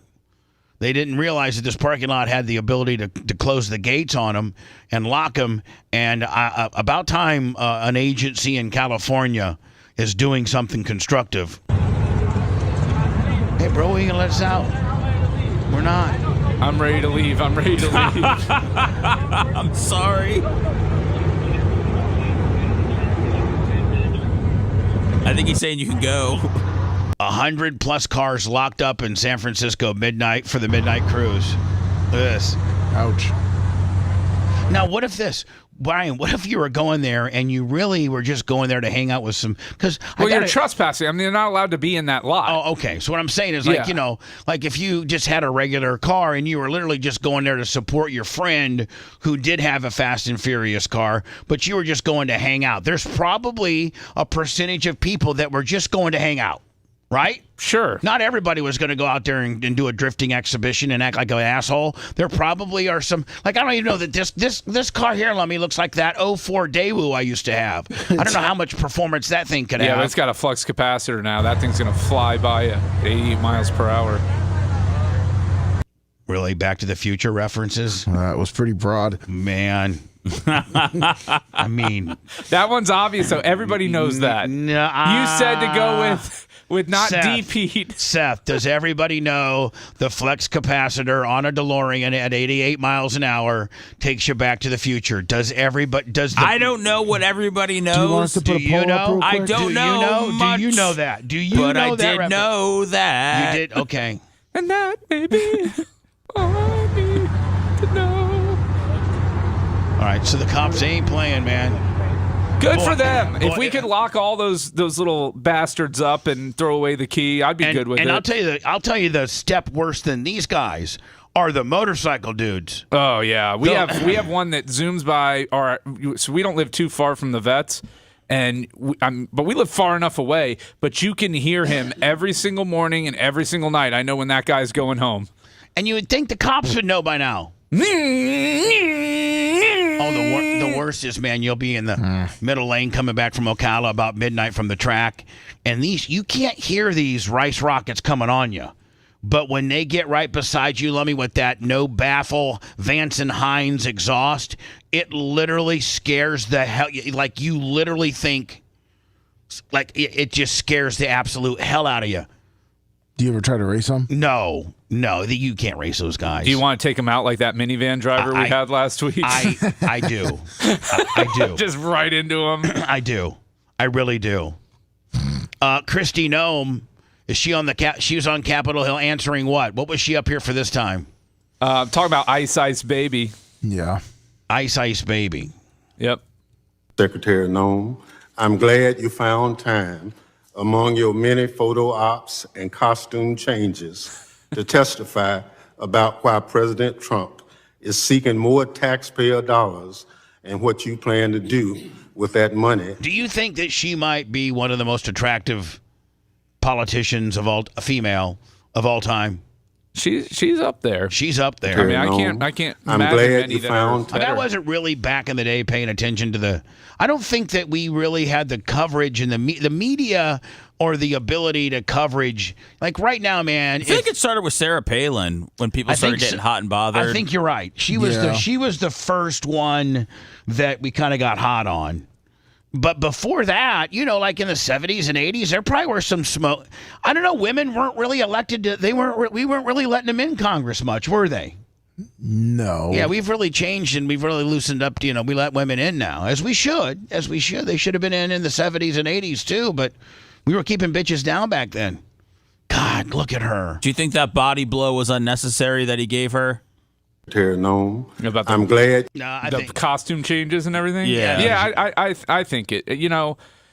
Just to me, it's like it's all for show. It's WWEification of American government, and I don't like it. I don't like it. Let's get to let's. Everybody's looking for their points and their soundbite and all of that. This African American congressman is just, and you know what, Brian? He accomplished exactly what he intended to do. He was able to get a cut on her and make it a viral moment. And so it's look at me. And so this guy selfishly is really not trying to put anything on the record that has any substance. He's just trying to cut on her to create a viral moment to make him more popular. You've turned ice into vanilla ice as you get rid of all the colored people, and people of color are getting rounded up. I mean, everything's a tookie, you know. As you should know, you're the king of tookie. I can sense it out from a mile away. I'm glad you found time among your many photo ops and costume changes to testify about why President Trump is seeking more taxpayer dollars and what you plan to do with that money if you get it. Secretary Noem, I'm glad you... I didn't get the second part. Did he say the second part about Vanilla Ice? And No, I made that up. Oh, okay. I'm sorry. But it was pretty good, though. I'm not reading off a script like that guy. You would think that as a congressperson, you could memorize 2 sentences. You would think that. I mean, you have to read that off a script? And it feels, and it sounds and feels way more organic and believable if you shoot it from the hip than you read it verbatim from the notes that your page, that your support staff gave you. If you played that further, he does use the word sardonic. Gee, I don't even feel like hitting the button anymore. I broke the button. Only in Florida. Just like we, a lot of white trash stories that people see start out with Florida man. Florida man runs into a 7-Eleven with a 7-foot gator, buys alcohol, blacks out, and doesn't know about, that was a Florida man deal. Yes, it was. Only in Florida do you find a dog on a jet ski. Only in Florida do you find a dog on a jet ski. And here's the thing. The dog's not steering the jet ski. And so the jet ski eventually is going to hit something because on a jet ski, you have that lanyard, that ignition lanyard, that if you fall off or something like that, the jet ski turns off. Well, this dog obviously doesn't have the lanyard around his paw so that when he falls, right? Yeah. It'd be interesting to see what happened. They only give you 23 seconds of this, but those are $1 million yachts. Multi-million. Some of them, yeah. Look at this one here, Brian. These are multi-million-dollar yachts, and somehow a Labrador, some type of look like a Labrador or Irish Setter or some type of golden retriever got on this jet ski, and now he's taking it. Now it's just the jet ski's completely. It's going straight temporarily, but eventually it's going to spin itself out. And it's not going to turn itself off because the person that's on it's not a human and doesn't have the lanyard wrapped around your wrist. So it's going to eventually hit one of these $1 million yachts. And when you hit the side of these $1 million yachts, do you know how much that costs to fix? They got to completely refiberglass the hull. It's hundreds of thousands of dollars. They have to pull it out. They got to dry dock it. Was the dog okay after the crash? I don't know. Does it crash? I don't. Well,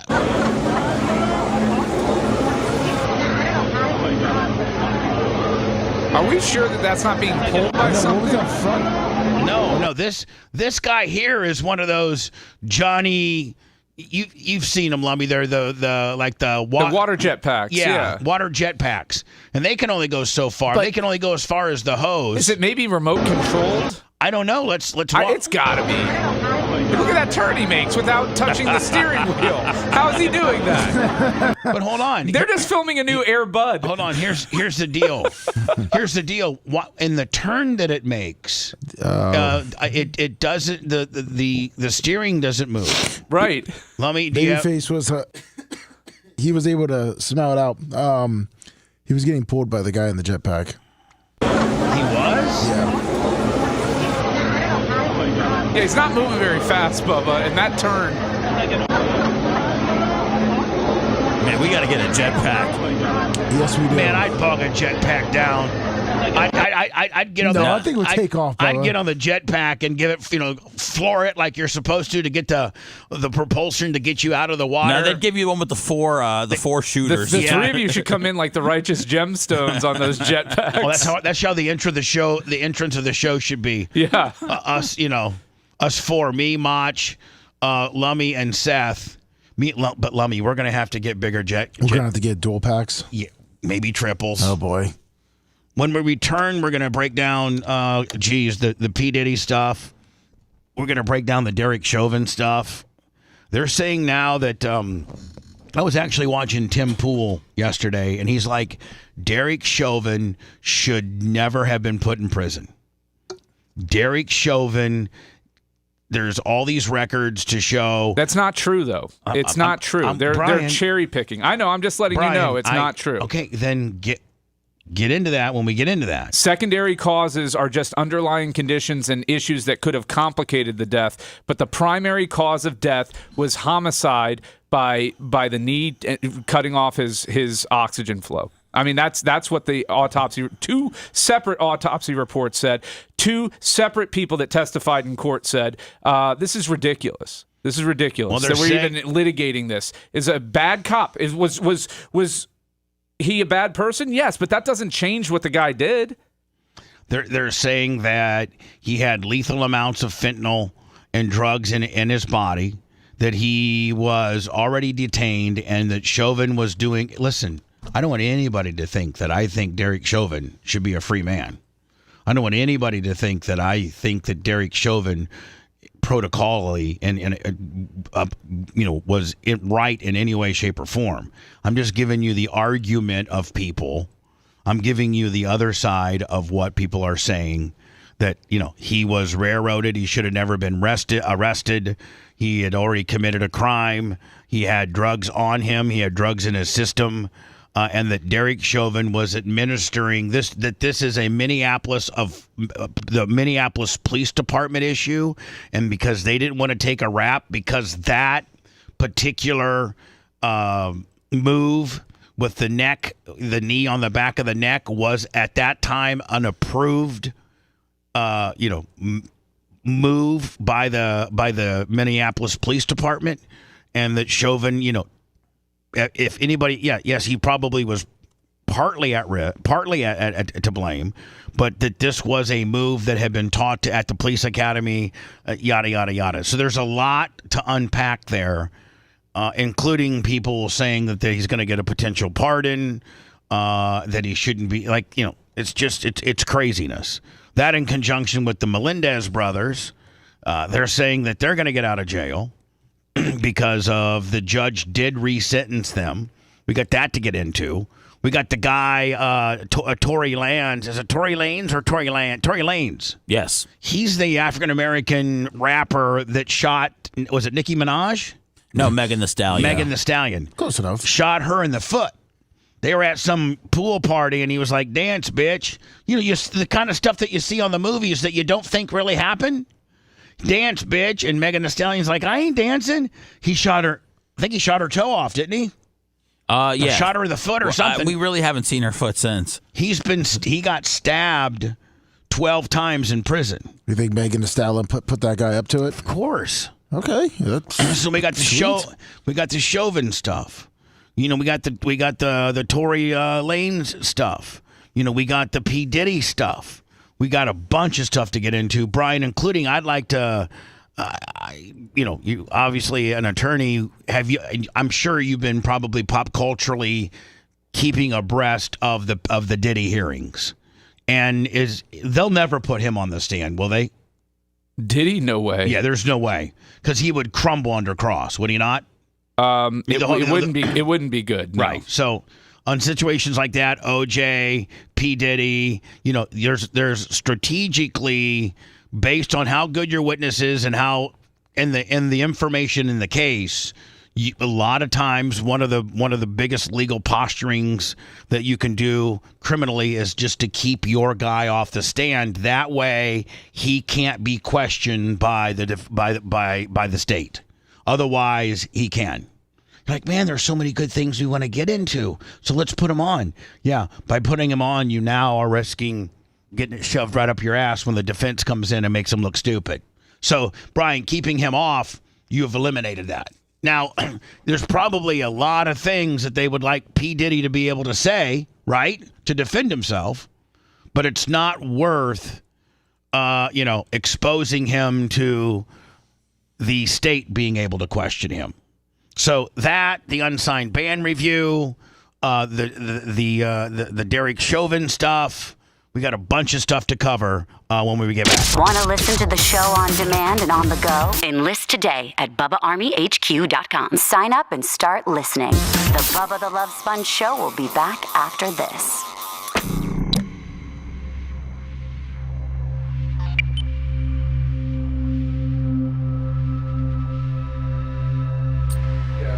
I want him to get your insight. Yeah, that's cool. I had him listen to the last couple. You know what I mean? But I'd rather have him just talk to you.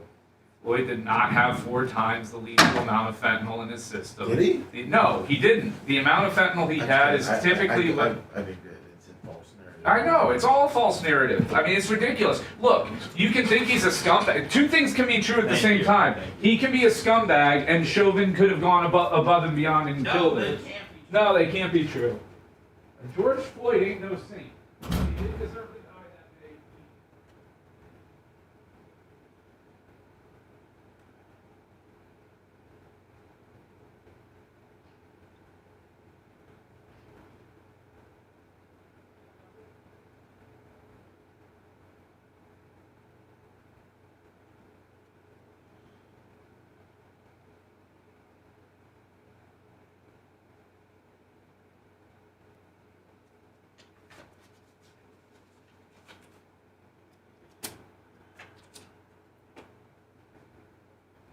Iggy McGillicuddy.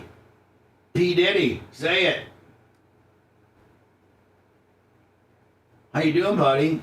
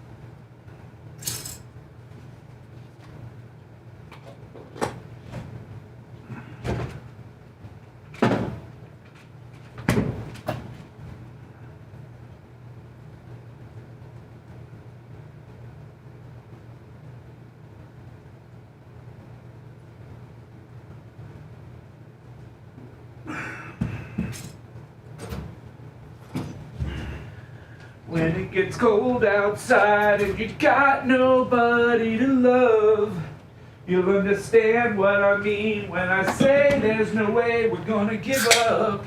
And like a little girl cries in the face of a monster that lives in her dreams, is there anyone out there? 'Cause it's getting harder and harder to breathe. Sorry, fellas. Very sorry.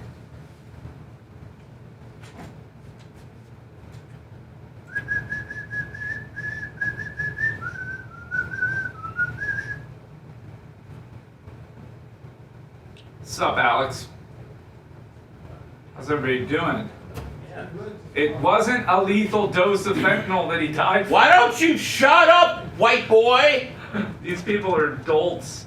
No, you're adult. You believe in George Floyd? No, I believe in the 2 autopsy reports that were performed. But have you seen his criminal history? Yeah, he's a bad guy. Okay, so he deserved to die.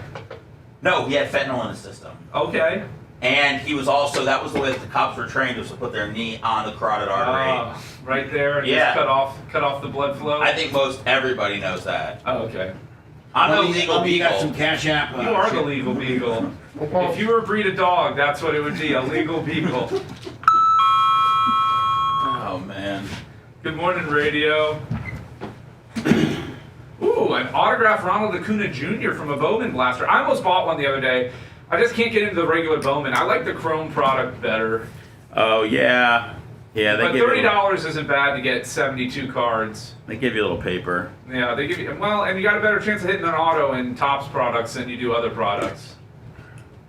Yeah, Bowman's is pretty juiced from what I've seen this year. What I love about Topps and what I love about the NFL product going to Topps is that Topps posts the odds. Now, will Shiloh get a card? Probably if he makes the team. If he makes the team? Yeah. What if we got him signed? Then we'd have some signed Shiloh cards on our hands Would that here. be worth $10 or something? Probably a little more. Yeah, not What about a Shinoa card?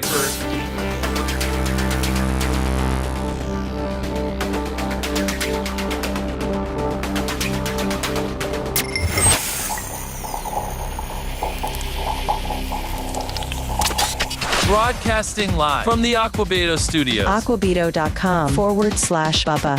It's the Bubba the Love Sponge Show. It's the Bubba the Love Sponge Show. We are across what? 1, 2, 3, 5 or 6 visual platforms. Rumble, YouTube, X, Facebook, Locals. Audibly, Bubba Army HQ is one-stop shopping. That's kind of our main website for our show that has, archives dating back to the old 98 Rock days. If you become a subscriber, you get a lot of content. I don't think that on BubbaArmyHQ.com, I don't think you could listen to everything in a lifetime. No, there's absolutely no way. Because we got Complete Serious, and it was all my serious shows, most of all of my Cox morning shows, and we found the year that I think we only have one more year to ingest of Cox. Yeah. No, there's 2. 2. Okay. Yeah. But it used to be 4, didn't it? Yes, it was. So all that. Some Power Pig stuff from back in the day that we found off of Reel. A lot of 98 Rock stuff that Joe the Supermark. I'm looking for these tapes. I know you had it because I listened to them back in 2008. You had a huge box of when you were on B96, and I think it's in the the Nicky's trailer. Yeah, we'll go in there and find it. That's what I've been looking for it. So thank you. A ton of those too. So BubbaArmyHQ.com on that. We also have our own store, and we sell our own merchandise, manufacture it as well. Lummy, by the way, I did order because I do want Tuttle to go down to the next Okeechobee city county. Yes, and I got Whites for Warren T-shirts being made. Oh boy. And I sent him the website with the date. They're not accepting sign-ups yet, but I check a lot. Well, I ordered 6 Whites for Warren T-shirts. Perfect. One for me, one for you, one for Tuttle, one for I got one for Seth, but he probably didn't want one. Oh God! Well, you might want to check in with Tuttle about that idea again. What do you mean? Just to make sure that he's 100% comfortable with it. Why would he's a white guy and he supports Warren Sapp? How does he not believe in Warren Sapp? No. I'm just saying. Before we've gone off and ordered 6 shirts and spent all this money, you just have to make sure that everybody's in. When Bubba says he ordered 6 shirts, he's getting them. I did. I already ordered them. Yeah, I've already paid for them. No. Rainbow on orders like that, Rainbow Rick or T-shirt will make them for me. That's what I'm saying. And they whip up the artwork, and this is something that you. What I'm saying is, it didn't cost him anything, Seth. No, it did, Brian. If I told you what it actually cost me, you'd be surprised. Okay, tell me. On small, I'm not going to tell you all of it. Well, then, how would I be surprised if you're not going to tell me? I will tell you privately. I don't want to hear it privately. If you can't do it on the air, don't do it at all. All right. You know what? This isn't your show, asshole. No, this is my show. I'm taking Iggy over. McGillicuddy, $20. Well, you need to look at I just wish you could hit him. Robert Phipps, L card Rob, $50. Real quick though, I do want to give a shout out to Kellogg's. I was in Costco the other day and they gave me a free Nutri-Grain bar, strawberry. It was really good. So thank you, Kellogg's. Good people at Kellogg's. Anyway, Bubba Army store. Is that your new Toyo tires? That's my new Toyo tires. This guy can feel him out, Bubba. I know what he's doing over there. You give me free stuff, I'll shout you out. Bubba Army store, Bubba Army shop, Bubba Army merch. That's where all of our merch. We just reordered the backpacks, Lummy. Figured we'd have those ready for school or for whatever. We just reordered the Stanley inspired tumblers. Yes, those are great. Those are actually my favorite of all the ones we've made. Those are the ones that I use. They're big, and we're getting low on straw hats, but we're putting a reorder in for straw hats. We're almost out of alpha. And we have plenty of tactical bags left. So that Bubba Army store, Bubba Army merch, Bubba Army shop. Merch Crick Lummy today. This morning when you guys were coming to work, she was loading up stuff to take to the airport. She looked like she was moving out. But real quick on the tactical bags, Bubba, or not the tactical bags. You know what people love? People love mystery boxes. So why don't, for like a certain price, you put up there and you throw some Bubba Army stuff in there and they get a mystery box. People love it. People just try it. Just you ain't got nothing to lose. So hold on, help me out here. Yeah. Instead of being a dick, I'm not being a dick. Be a businessman. Yep. What do you charge for the mystery box? Depends on what you're putting in there and what you want to charge for it. So what do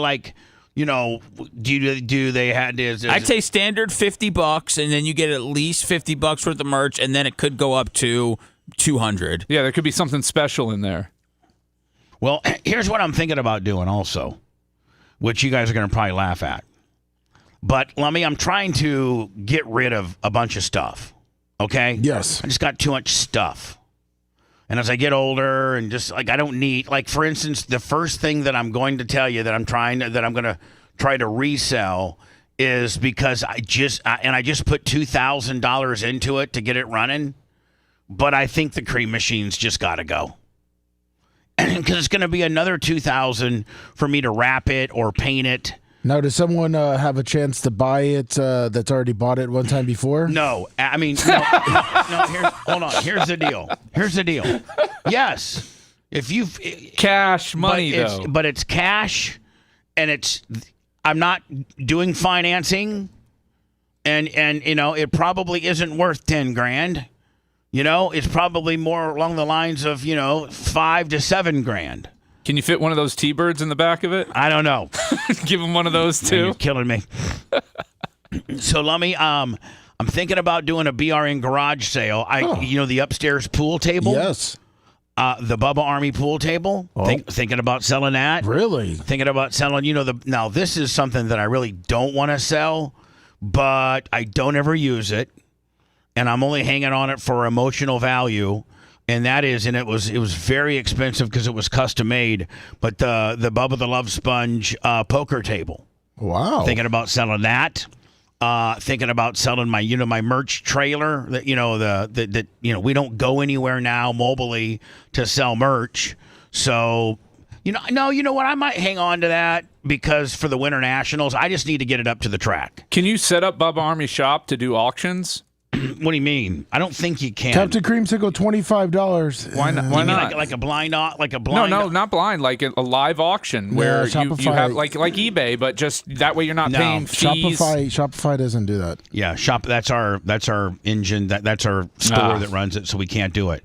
The poker table was also on a CD cover. Yeah, on the Kabuki project. Yep. So now I wrote this down to sell it. But I can't. I just can't sell it, Lummy, because I got to take it to Todd Steps and have him rewrap it all in steps. But that's the smart car. I don't really need the smart car, but you know what? If one of the two have to go between the cream machine and the smart car is far more reliable, and you could actually loan it to somebody to drive around. For a loaner vehicle if you need it, or if you guys needed a vehicle. And people automatically think that people would be surprised. Lummy and I. Yes. And we've done it before. Lummy and I can get in and fit in the smart car. Now, you're not going to put nothing. It's only big enough for us two human beings, and you could maybe put 3 or 4 bags of groceries in the very back. And his is pretty hard in that.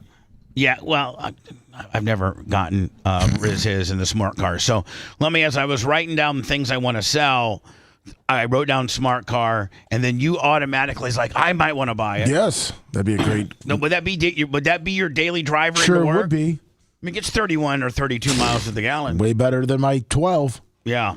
So, but what's the acceleration like on that thing? Not that great. Like, let me get onto the highway. Is he at risk at dying? Yes. No, you're not. Don't you have a K&N thing in that thing? No, they don't make K&Ns for that thing. Don't act like you're interested, Brian. No, I'm interested for Lummy. Because Lummy, I know Lummy's drive now, and it's pretty far. So anyway, I don't. What do you want to do, Bubby? Like, you're going to have people come by and buy this stuff, or you're going to post it online? Like, what kind of garage sale? I don't know, Seth. I'm just kind of wading through it right now. Like a Saturday? I don't know. And you know what? I would also offer any of you guys. Like, Lummy, if you got some stuff, we can have it here. Oh, great. Steph and I can set up card tables? Yes. You guys can set up card tables. I can sell my old Lightning shirts. You got any St. Pete Legend stuff left, Seth? Seth, Seth, you can sell all of that. You could, if you have St. Pete Legend stuff, you could give that to me, and we could run that through the store. Ooh. If you wanted us to. That's not a big deal. Or we can throw those into some mystery boxes. So let's talk about the mystery box. Yeah. What is it? $49.99, and you're gonna at the bare minimum get $50 worth of stuff. Retail, yes. Retail. But you could also get, a knife, some stickers, maybe a tank top. Maybe some sunglasses and a couple ducks. I don't know.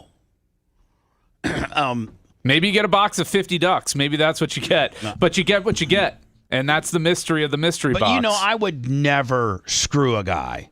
Like, I'm going to give heard that about you. I'm going to give them $50 of good stuff. Like the shirt that I'm wearing right now. I think you can give somebody that shirt? No. Oh, because that might have value. I think this shirt. What do we sell these for? $24.99. Yeah. So I might give them this shirt, another Bubba Army shirt, which would equal probably about $50, and then maybe throw in a dog harness or a straw hat or something. Well, not something that you're low on inventory with, but yeah. What about how we have a ton of by the way, Bubba Army merch CDs too. Yeah, some of my in the back too. Some of the old you get a Kabuki project. Yeah.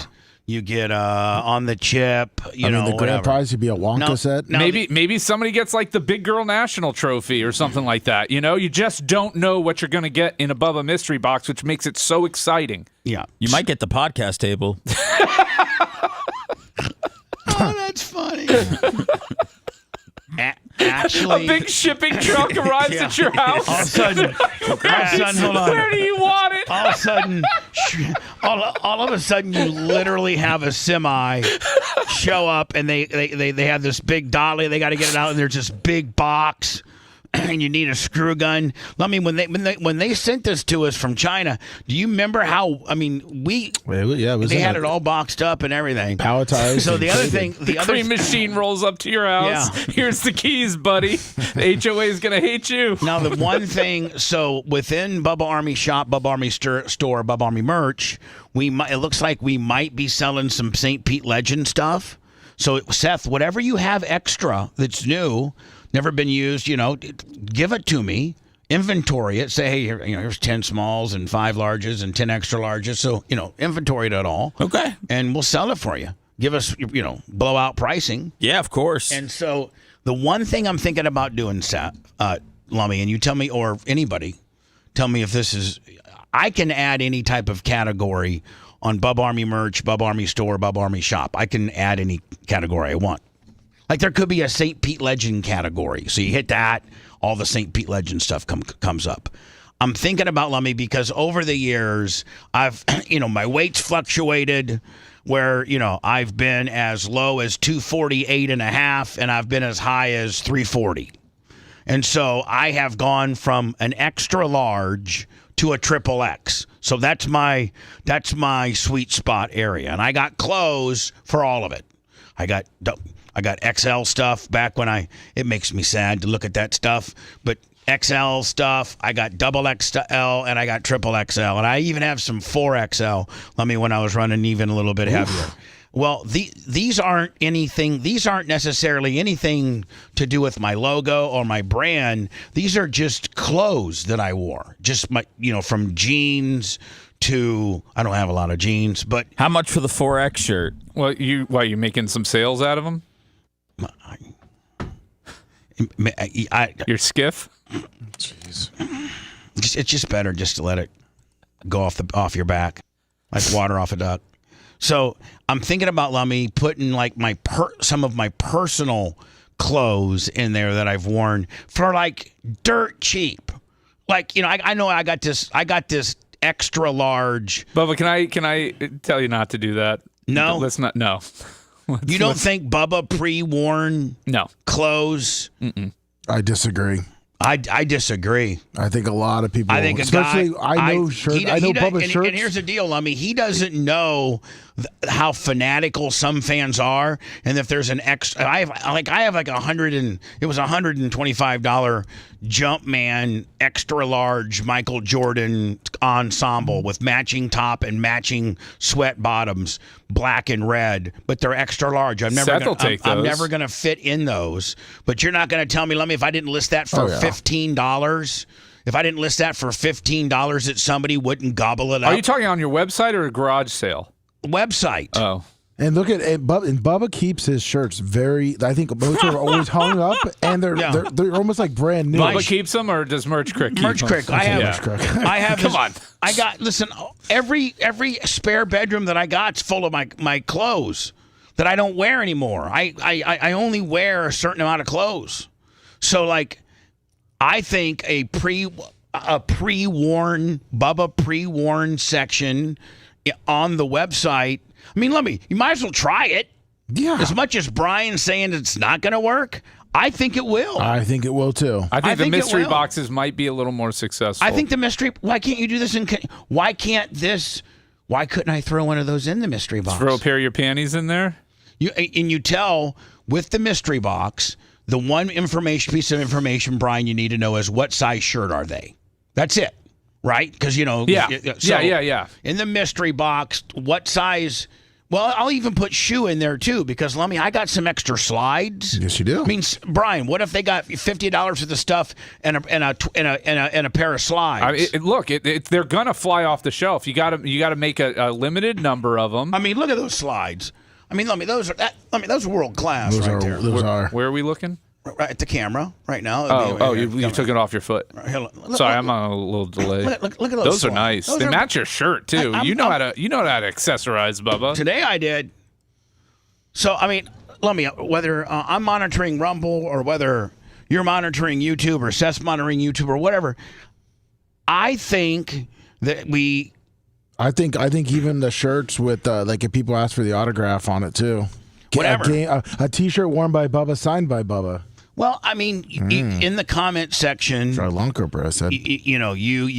put a comment section if they want it signed or not. I don't think they want it signed. I think it's just going to be regular clothes they're going to want to wear, not necessarily signed by me. I got some nice stuff. Bubba, I got some really nice clothes.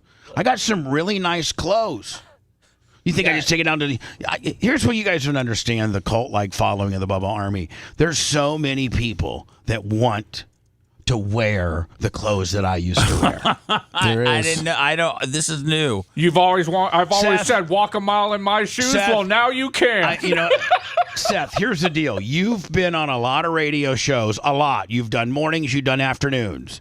You've done, I think you would agree that this show defies all logic with regards to the things and the cult-like following that this show garners and how it can pretty much financially support itself without getting a paycheck from corporate. I agree, Bubba. The people are fanatical about this show, but I think you start to reach that line when you say that people want to wear the clothes that you've been wearing. Bubba, I'm going to have him put up a poll.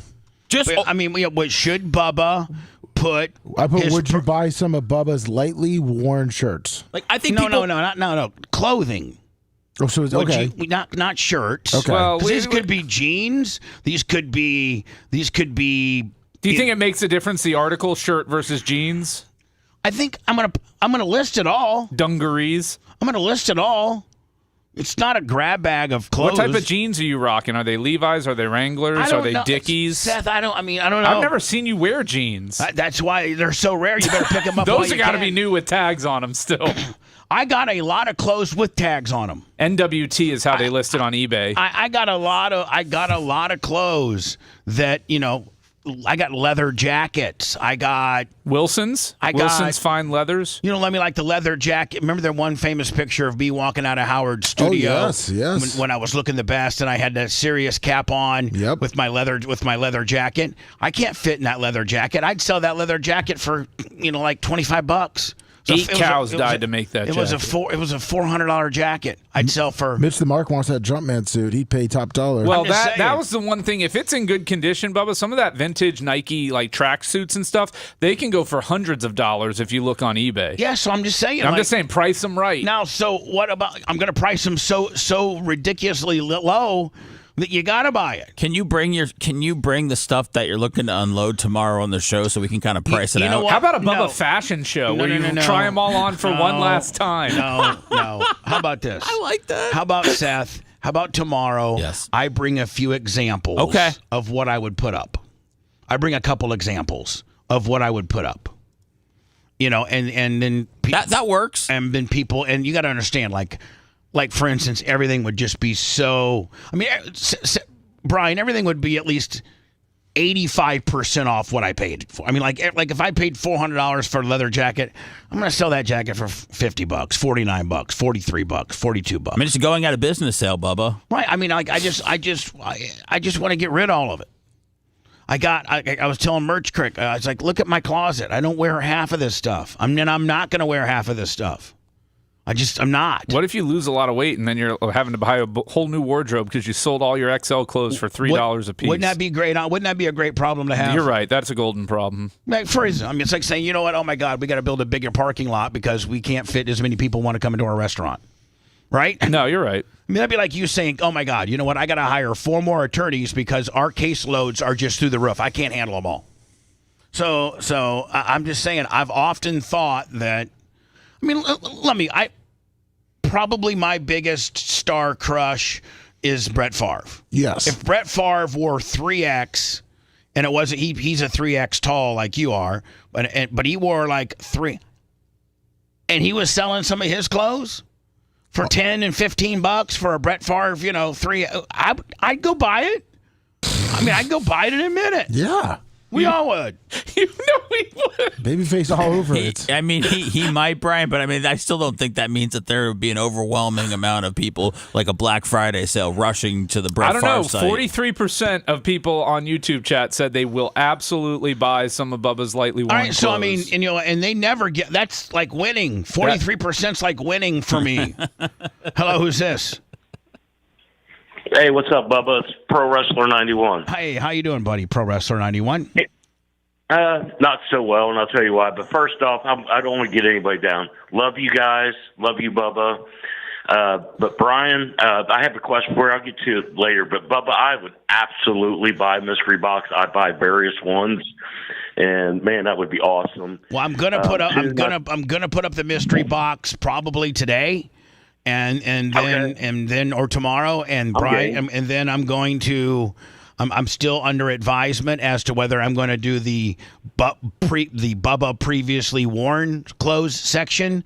Oh heck yeah, 100%. I'd buy it. Yeah, I mean, if I had a like, let me. I got a like for if you're a Packer fan, I got all kinds of Packer gear, brand new sweatshirts, brand new warm up jackets, brand new all kinds of things that I can't fit in anymore that I would sell for $10 and $15 just to get them out of here. It's the Bubba Salvation Army. There you go.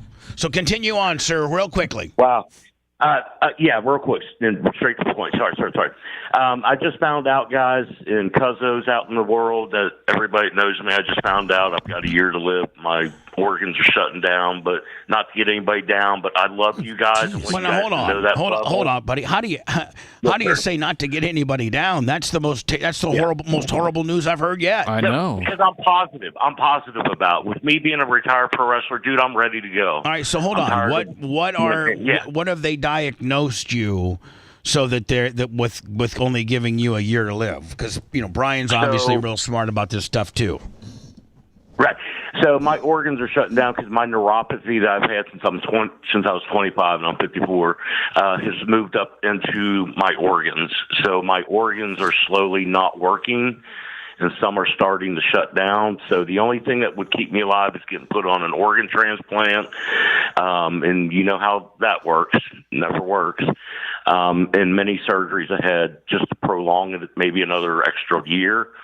And I've chosen not to. I'm okay with it. Me and my wife went to the doctors, my PCP yesterday. I had to fill out all my legal documents with the state of Ohio. Got what's called a DNRCC, which is continued care. So I'm going to be in hospice care, but not in a hospital, because I want to be at home when all this goes down. But I'm getting, we're getting all our stuff in order. I love you guys. I just wanted you guys to know I love you guys.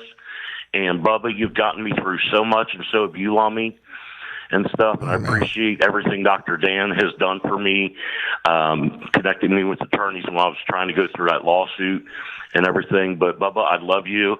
Mystery boxes are going to rule. They're going to rock. I'll buy at least 2 of them. So I would definitely say, hey, how many do you want to buy? Because a lot of mystery boxes do that. I'm just telling you from experience. If you need any advice, Lummy knows how to get a hold of me. I'm sure, Babyface already knows too. He can definitely help you with that. But they are definitely awesome to have. Well, we're gonna do mystery boxes from Brian's suggestion, and then your reaffirmation that it's going to be great. But more importantly, we are really, we're very smart ass. We make fun of each other, but we're all of us are very taken back by your news, and it just really sucks that I can't even I can't even give you any words to explain how sorry I am. Okay, Bubba, I'm okay with it, and you know what? And I want the Bubba Army to know. I love all my friendships I have with like Kenny Powers and Bob Evans and just all those guys, all the regulars that have shown me nothing but love since I joined the chats. I've listened to you forever, but the chats, I love that option, and I listen to you on YouTube. That's the platform I listen on because it's the best in my opinion. And but Bubba, you just keep rocking, Bubba. I have all the confidence that you will make it into the Radio Hall of Fame. No, I won't. I promise you. Like Pete Rose did. That's how I'm going to make it. The day he does. But I hope. Yeah. I'm praying, dude. I really do. Well, listen, I really hope you make it. You deserve it. But I love you guys. Pro Wrestler 62. Do me a favor. As time progresses, check in with us. If you have the ability to call and the strength to talk, and you are still able to communicate. I don't want this to be the last time we speak. I'd like to speak to you more often, and I'll get a hold of Lummy. And so I know how to get a hold of Lummy. Contact us. Keep us posted. And, we're really, really, really thinking about you, Pro Wrestler 62. I appreciate it, man. And Lummy, thank you for all the love you've given me over the months. Oh, yeah. And the communication we've had. You've been a true friend. All right, my friend. Good talking to you. Thank you. Be safe, guys. You have a great day. Kind of puts, kind of puts things in perspective a little bit, doesn't it? Yeah. I mean. Well, it makes you know you got to sell those shirts as soon as you can, because you never know when your last day is going to be, so. Right. So, what better way to sell them than to offer them over the internet for everybody to have access to them, rather than just offering them here at a physical only garage sale. And, you have to be here to get it. Why not offer them online for everybody to be able to pick them up, including a guy that's got a year left to live, who said, Lummy, he's going to buy multiple mystery boxes. Yes. And we will have to give, Lummy, maybe in the description of the mystery box, we'll call it the Brian No, Baby. don't do that. There will be people who won't buy it because of that. Yeah, because they hate you. Yeah. Right. I don't think you'll sell any more if you... Probably sell less, actually. Yeah. If we name it after you. But forever be known that it was Brian's idea for the mystery box. We're going to do that. And Lemmy, what's the poll showing right now with regards to my slightly used 45% yes. That Brian, by poll standards, that's pretty good for me. I usually don't. They hate me. They hate me, and I'm usually in the 20s or 30s. So, have we ever run the poll? Do you like Bubba? I would be afraid to run that poll. Because I would need to run those numbers against these numbers, just really kind of see what kind of business plan we have here. Maybe tomorrow, Lummy, we can open up a poll saying, do you really do you like Bubba? But just imagine you go on the air going, 87% of the people listening to this show hate me. Seth, don't give him any ideas. Let's run that poll. You said let's run it? Yeah. Mach, do it. No, well, yeah, we just have Gary sets it up. So. Gary, whatever. All right, so Lummy, I think we're gonna go ahead and offer the pre-worn Bubba clothes online. It might take a while for the merch crick to get. I can't list all of them, but I can just put them up in I can put them up maybe like in increments of 20. You know what I'm saying? Yes. 20 different pieces. But I don't want to get into a whole long bit about it. But since you're unloading a bunch of stuff, are you really not going to sell Reggie White pants? You really want to sell your shirts $10-$20 at a time, but you can get a few grand for those pants? I heard it was $5,000. Well, no, I'm just saying. Well, whatever it is, get your money. Yeah, I'm just saying. There's a chunk of money sitting there. Yeah, when do you think those are never going up in value? They're for Bubba? sale. They're for sale. Okay. Somebody offer me. Just list them on Bubba Army merch. Lummy did it in hierarchy. He said he offered me $5,000 for him. He was a little different. I'll text you his price. Serious offers only, people. I'm not taking less than $5,000. Okay. So my God. I'm just saying. If you want to pay me $5,000 for the last pair of pants that Reggie White ever worn as a professional athlete, How much is the cream machine? $5,000. How much is the show table? $5,000. But I'm not trying to get it on a squirrel, but people were asking on the pool table stuff. Would they be able to buy just pool table, like the sticks, and have the autograph them? Can they just buy the 8-ball? I'd like to sell I'll sell them an 8-ball. I'd like to sell them the pool table as a complete set, Lummy. The table, the balls, the rack, the pool cues, the chalk, all of that. Rather than I'm now piecing out, people are just buying pool cues. A lot of the ladies in chat are asking to buy my blouses.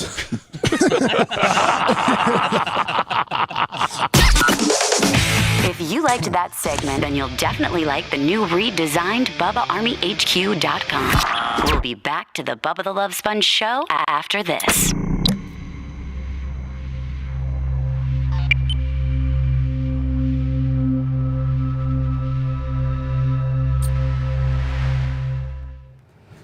Oh, man. Why sell one set of pool balls, Bubba, when you can sell 15 individual orders? I'm selling this fire extinguisher right here. Because today I'm cleaning out my closet. I'm sorry, Lummy. Jesus Christ. Jeez. How we doing, Bubba Army? Bubba's balls are for sale. So if you want a set of the balls, you got to buy the table too, though.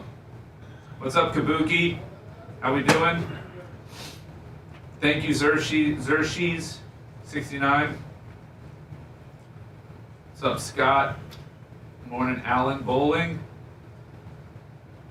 What's up, Gilson? What's up, J-Law Bronco? Harvey. Kicks for you buying guns. You buying those Reggie White pants, Harvey? Let us know in chat. Cottonwood. No sativa gummies today. Snook. I'm just high on life, man. Snook, I got my on you. What's up, White Iced Tea? Haven't heard from you in a while. Yeah, it's yard sale radio, ladies. Nick the Gun Guy, how you doing, buddy? I drank out of your the Babyface Yeti you made for me last night. Had a A&W Zero root beer and vodka while I watched some of the games last night. Nick Cage playing Madden and Christian Bale playing Al Davis. Well, first of all, how do you not have, and I know he's short, but how do you not have the comedian guy do Madden? You know, what's his name? Who's the comedian that does the, he's popular for a hot minute? Anyways. Oh, Diet Root Beer and Vodka is an amazing drink. Yeah, Caliendo. Frank Caliendo. Yeah, Frank Caliendo. Yeah. He's got to be Madden. Like that was funny, Camper Scott. If you don't have him as Madden, then you're not casting it correctly. Yeah. Although the one he does when he does the impression that he looks the most alike is John Gruden. Right. Yeah. Dude, we got the Marino jersey out there, Brad Culpepper, Brett Favre. I mean, we got shit. We got Larry Zonka. Signed. Sell that shit, Bubba.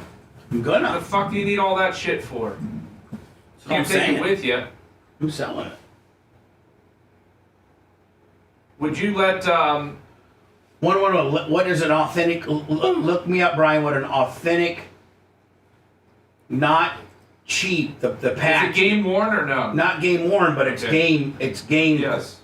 Larry Zonka and Dan Marino is worth.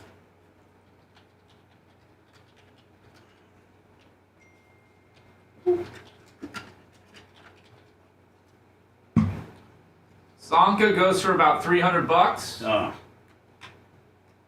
It's $300, man. What'd you think it was worth? We'll take it. More than that. No fucking way, dude. How about Dan Marino? What's up, Kabuki? Probably 400. What about Mike Allstott? 55. Oh, I took the Dan Marino for Ash. I'd buy that. Marino's $750. I'd buy the Marino. I'd sell that for $750. Let's see, Alan Bowling, what up? I don't know that Lummy's in for $750, but maybe he gets the employee discount. Yeah, maybe. Mike Allstott. $725. I was thinking it's maybe $650. Mike Allstott, $100. Maybe is it like framed or is it? It's framed. Like with like pictures and plaques around it, or just in a frame? Just in a frame. Yeah, maybe $150. How about my fucking Rod Wood? My who's the Woodson? Charles Woodson. Charles Woodson, Green Bay Packer.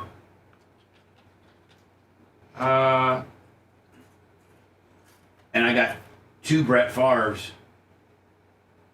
Woodson goes for about. Woodson's actually one of your more valuable ones. Probably about $700-800. What about Favre?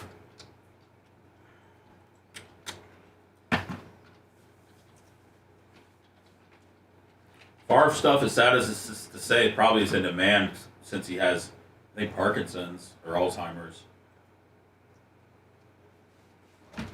Again, it's probably about $700. What about a Dick Butkus? Hall of Fame. And he writes Hall of Fame on it.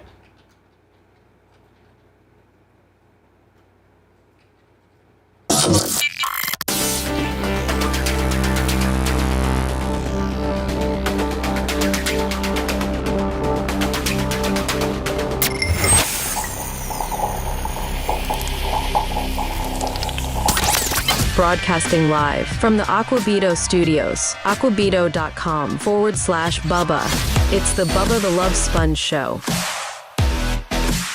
Lummy, I'm gonna go ahead and list. Maybe tonight. Monitor Bubba Army merch, Bubba Army store, Bubba Army shop. I'm gonna get that mystery box up. I'm gonna get that $50 mystery box up today. And then I'm also going to take my first, I might sell them in increments of 10, my first 10 pieces of Bubba previously worn by me, ranging anywhere from XL to 4X clothes, from track suits to, designer. I got like when I was real thin, I got like those $300 or $400 dress shirts, not like the blouses that Brian wears, but like the really, really badass dress with the stiff cuff lift, the stiff cuffs. I got, that were like $350 a shirt. I got a bunch of those that I'd sell for like $25-30. Wow. Those are expensive too. And then, so Brian, you're saying I should sell some of my, I got an autographed Larry's. Here's what just off the top of my mind, I got an autographed Larry Zonka. I got an autographed Dan Marino. I got an autographed Mike Allstott. I got an autographed Charles Woodson. I got 2 or 3 autographed Brett Favres. I got I got an autographed Dick Butkus that says Dick Butkus Hall of Fame. Whatever the hell it is. I got a bunch of helmets. All your guitars? I got a David Wells, Don Larson, David Cohn baseball. That's a weird combination. Why are the three of them on the same ball? Well, because Larson was, I think they all threw perfect games. They all threw perfect games. Oh, really? David Cone did? Yeah, David Cone. With the Yankees, didn't he? Yeah. I got a David Wells. That's pretty cool. David Cone, Larson ball signed by all three Yankees. Then they have the date that they pitched their perfect game. Lummy, that could be worth probably a lot of money. Probably, definitely. Brian, what do you think about that? I mean, yeah. Are any of them dead yet? No, not yet. I'd probably wait for one of them to die. I got a couple Muhammad Ali gloves. I got just a bunch of stuff. I'm gonna unload helmets. You got guitars. I got helmets. But you know what? I'm not selling my guitars. Why? Why? Because they're just what joy do they bring you? You don't play the guitar, right? They're great for decor. Oh, you just like them for his decoration pieces? I mean, yeah. What if we hold on. Let me stop you first. I'm not in sports. Right. So to display my sports stuff is just a fan. But I'm in the entertainment, rock and roll, and I'm in that business. So over the years, it's been a labor of love for every major band that I've ever had in the studio or got to interview or met backstage. I've always got not always, but more often than not, got a autographed guitar. I got Metallica, AC/DC, Aerosmith, Creed, Three Doors Down, Meatloaf, Loverboy, Stone Temple Pilots, Green Day, B.B. King,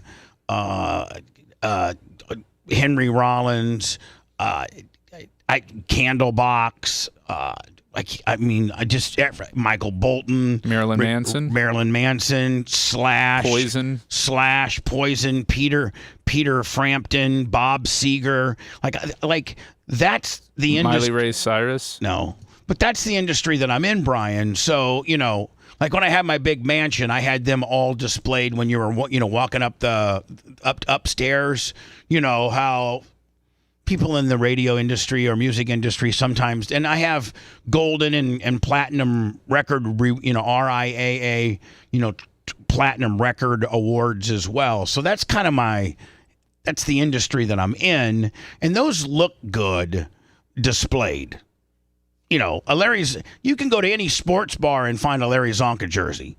You can't go, there's not a lot of places outside of the Hard Rock that you're going to be able to find as an extensive of a guitar collection as mine. Would you guys at least agree on that? Yes. I mean, yeah. So that, if I ever do get a new place, Lummy, which I'd love to one of these days, that would be the main decor of my home, would be kind of a rock and roll theme. So I'm not selling my. Listen, if I start selling my guitars, then you know that the end is near. The end of what? The show? Just everything. The IRS finally has won. I'm almost out of business. So, and I'm not selling all this stuff, the cream machine, the pool table, the poker table, my old clothes. I'm not selling all this because I have. A night with Merch Crew. I'm not selling all of that because, times are that desperate. I'm selling it because I don't need it. And I'm trying to declutter and de-hoard, if you will. Not that I'm a big hoarder, but I have way too much stuff that I need to get rid of. And by the way, the IRS does. They can look at my guitars all they want. The IRS, those guitars are owned by the Bubba Radio Network. They're not owned by me personally.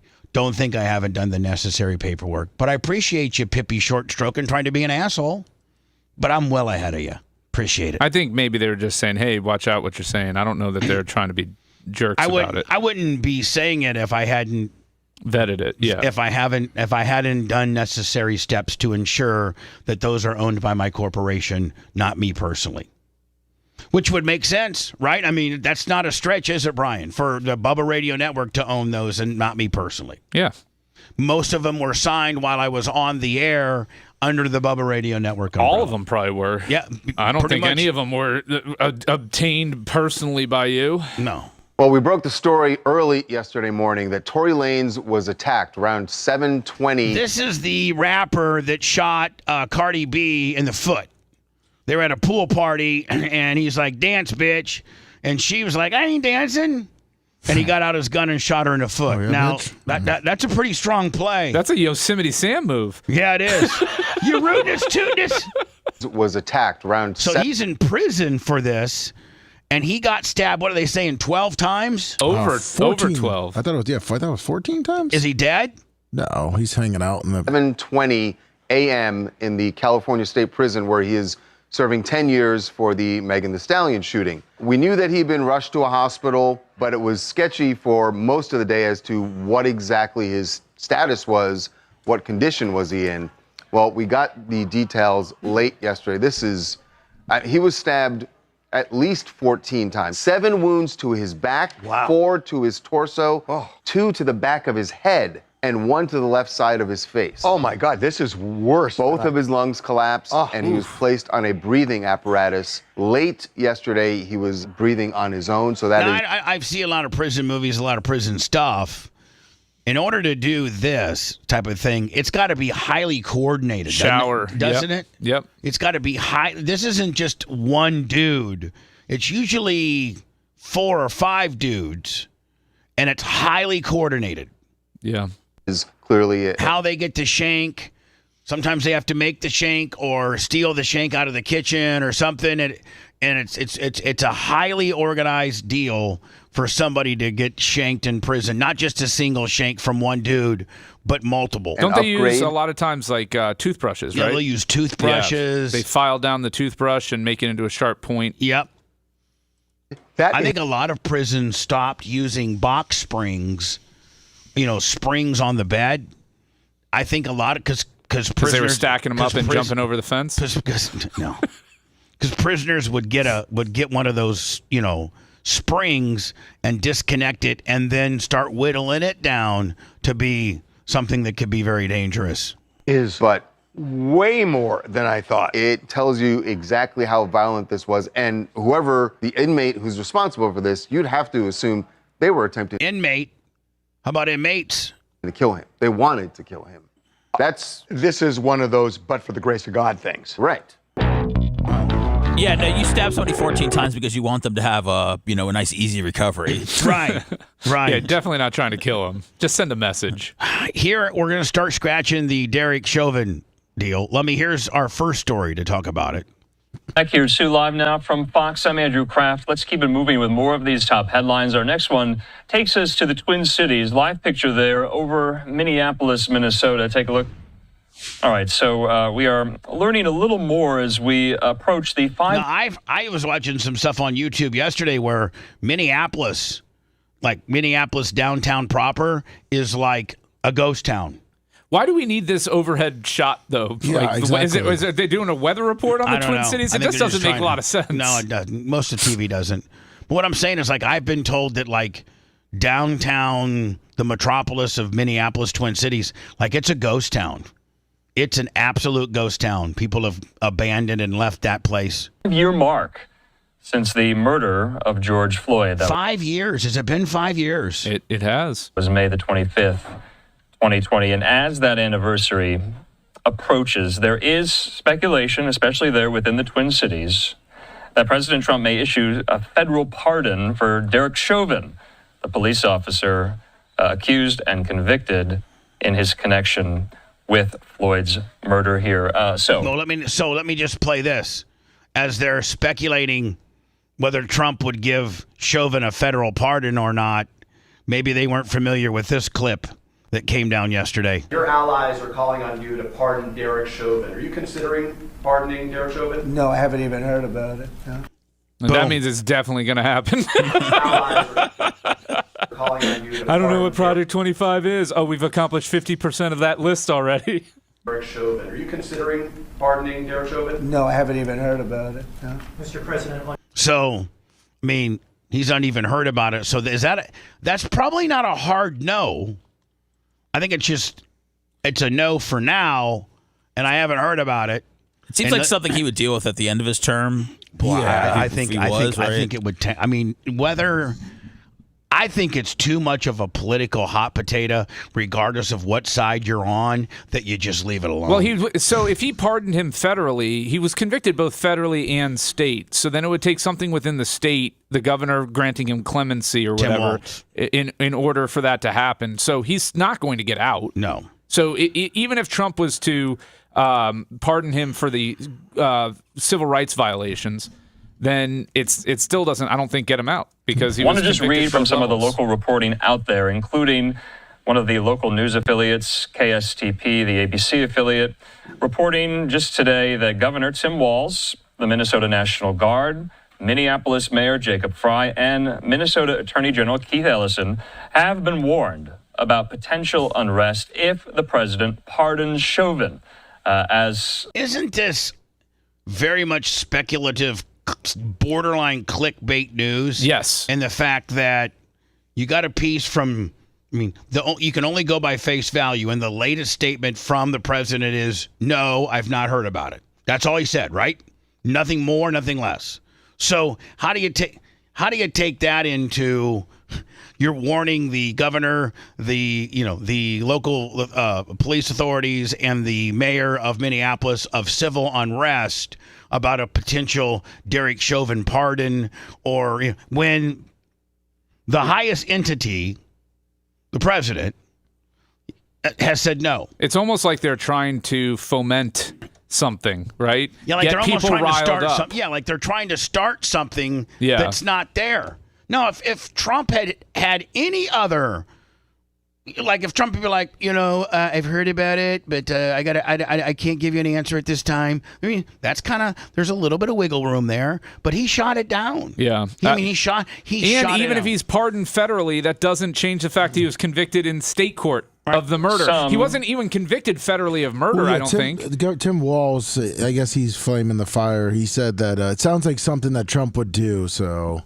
Key Republicans. To me, clickbait. Like, there's nothing here to be seen. Right, he doesn't get out. Tim Walz is saying that sounds like something the president would say. The president, indeed, didn't say that. The president said what he said, and exact words were, no, I've not heard of that. I don't know how you make that a smidgen of possibility that it might happen. No, I've not heard of that. Unless you want people to get riled up. Have advocated or urged or pressed President Trump to do. But the White House is throwing cold water on this very notion. All right, so you're answering your own question. Right? Have just about, 2 months ago, I want to put up this post from our colleague there, Fox News correspondent Matt Finn, who covered the protests in Minneapolis at the time, saying this, a White House official telling Fox News the president... Again, so now... Brian, they had already previously addressed it in March that they weren't planning on it. What I'm saying is, the information that this very irresponsible live now news, I think is this part of NBC? No, this is Fox News, buddy. Yeah, Fox. So this is Fox News, I guess. Is this Fox News Now? National? Fox News Now. And so, yeah, it's live now from Fox. It's just one of their 4 o'clock shows. Here's the thing: you've got two pieces of evidence. One of which was yesterday, and the president goes, no, I haven't heard about it. And then you have a tweet that was from when? I don't know when it was from. They say that it was from... Well, that tweet was from yesterday, but they're saying that it's already been addressed by Caroline Leavitt in March. A White House official told Fox News that the president is not planning to pardon Derek Chauvin. Nothing has changed since Press Secretary Caroline Leavitt addressed this in March. So, how does that turn into clickable bait? I sent you a piece from KSTP5 in Minnesota that I guess they put out, and then they got Marjorie Taylor Greene tweeting out about it because I guess they, with the 5th anniversary coming up.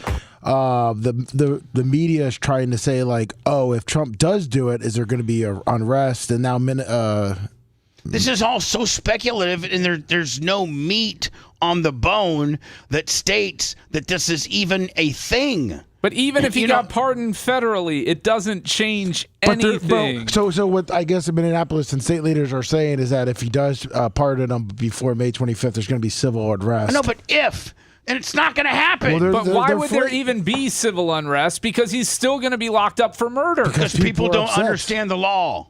People don't understand the law. They just want to protest and raise hell. There are concerns tonight about new... Man, this is the news, Brian, really taking a lot of liberty to start some crap. Yep. Want to be starting something. Like this is, Billie Jean, this is not a story. This is not a story. Not when you open up your newscast with if. There are concerns tonight about new civil unrest over the murder of George Floyd.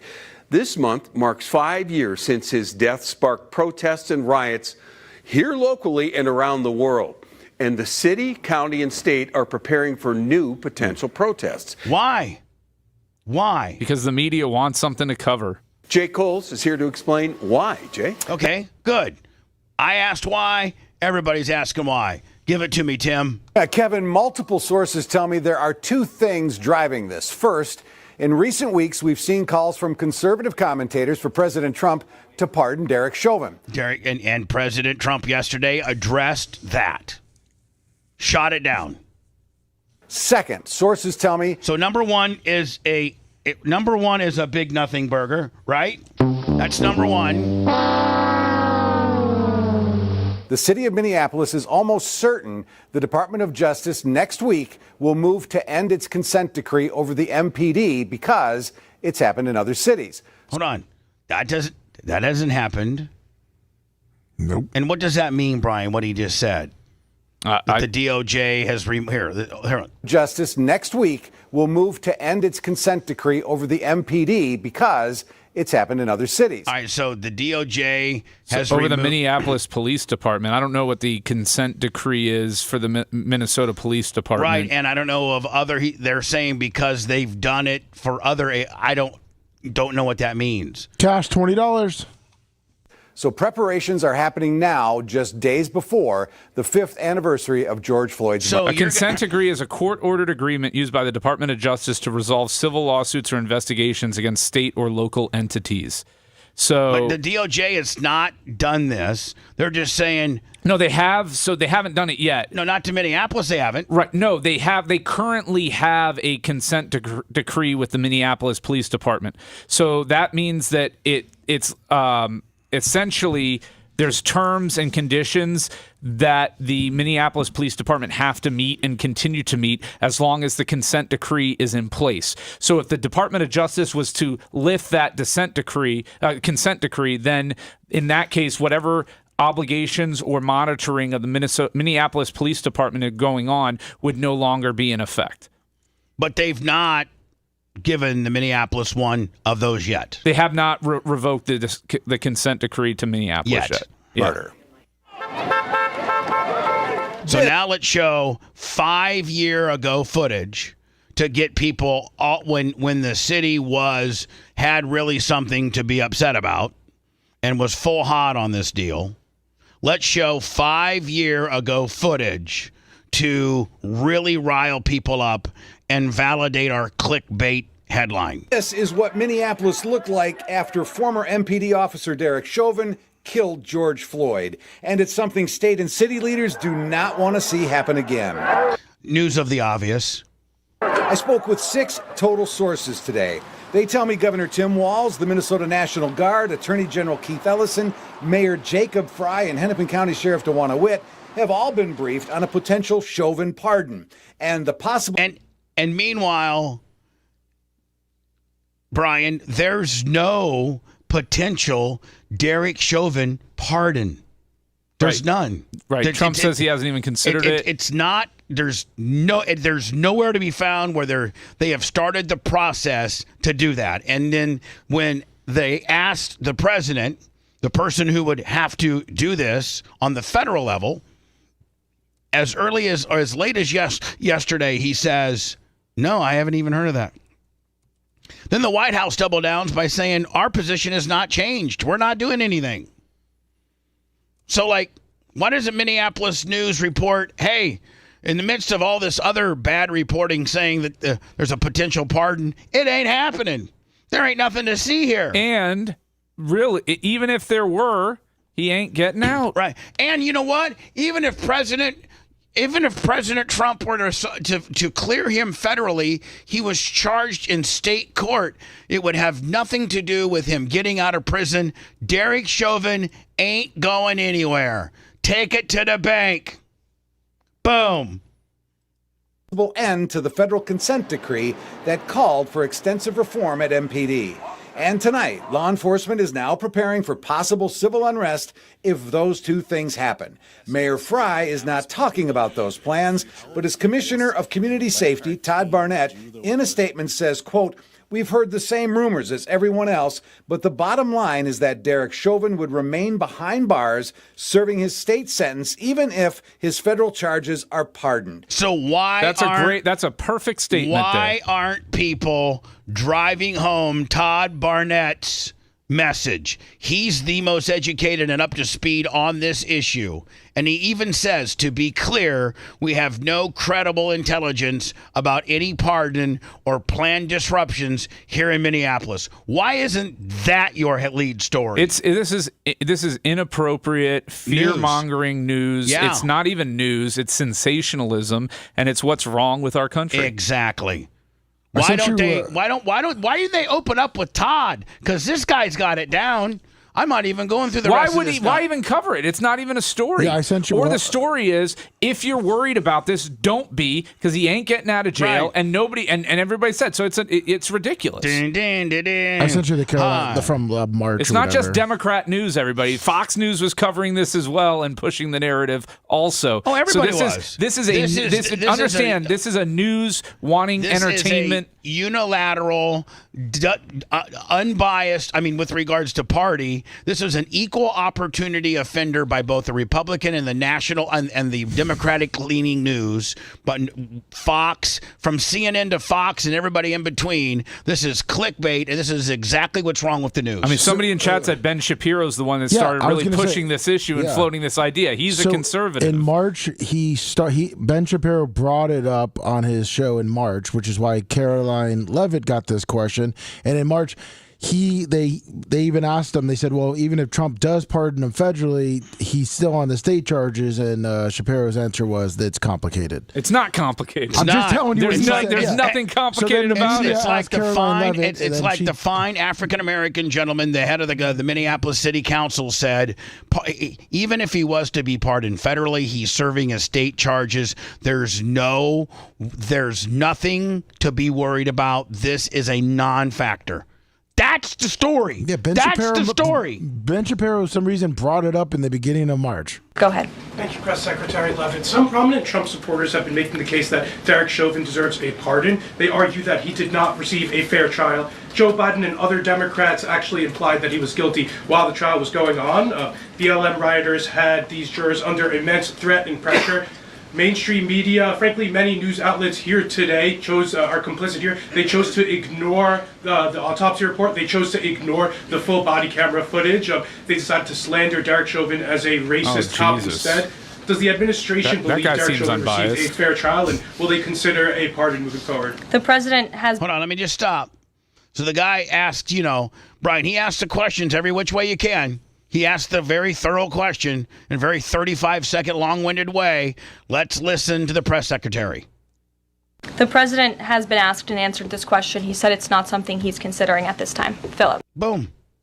There it is. Done. And he reiterated it this week. Yeah, along with the head of the Minneapolis City Council, Todd Barnett, who says, pardon Schmarden, even if he was to get one federally, he ain't going nowhere. He's serving state time, kid. So this is the biggest nothing burger that actually made huge news, right?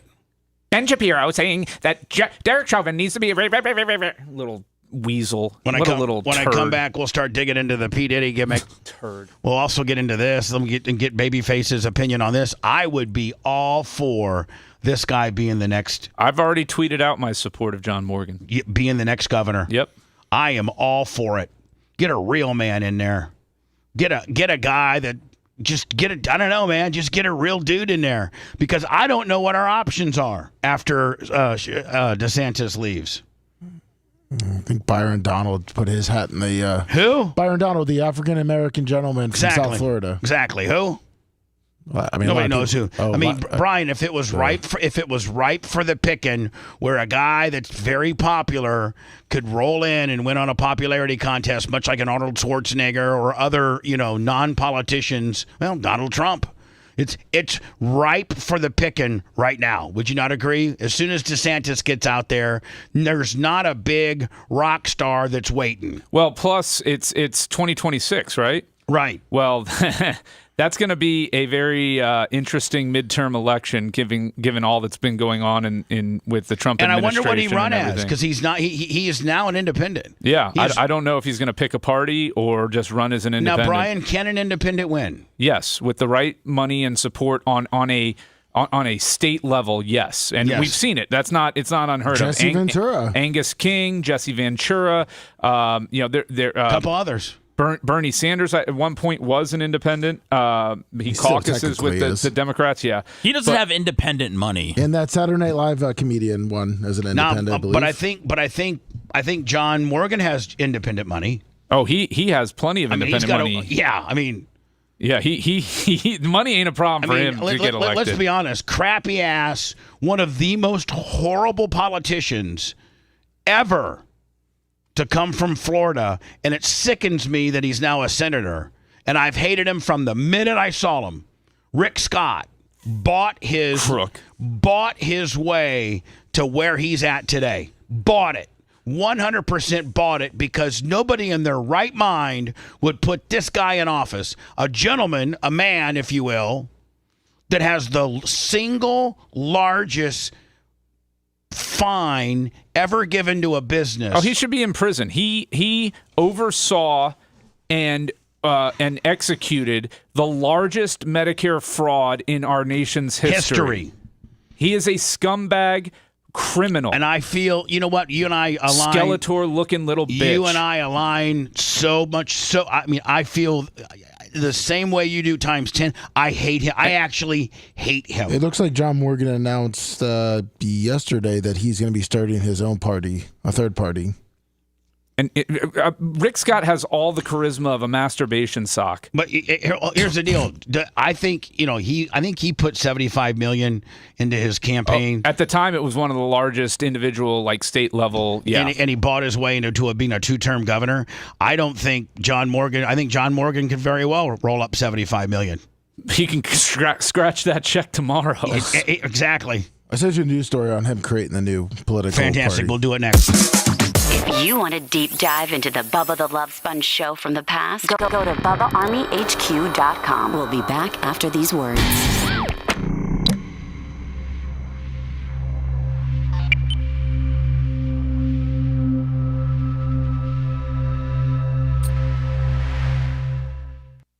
In agreement with that motherfucker. I hated him. He's a total piece of shit. He should be in Rick Scott for prison, not for fucking Senate. And you know that good-for-nothing motherfucker's going to throw his hat in for the presidential. Oh, he ain't getting the fucking president. The guy is one of the least likable people you've ever seen. Hold on, where's the story here? It should be that video right there, right above it.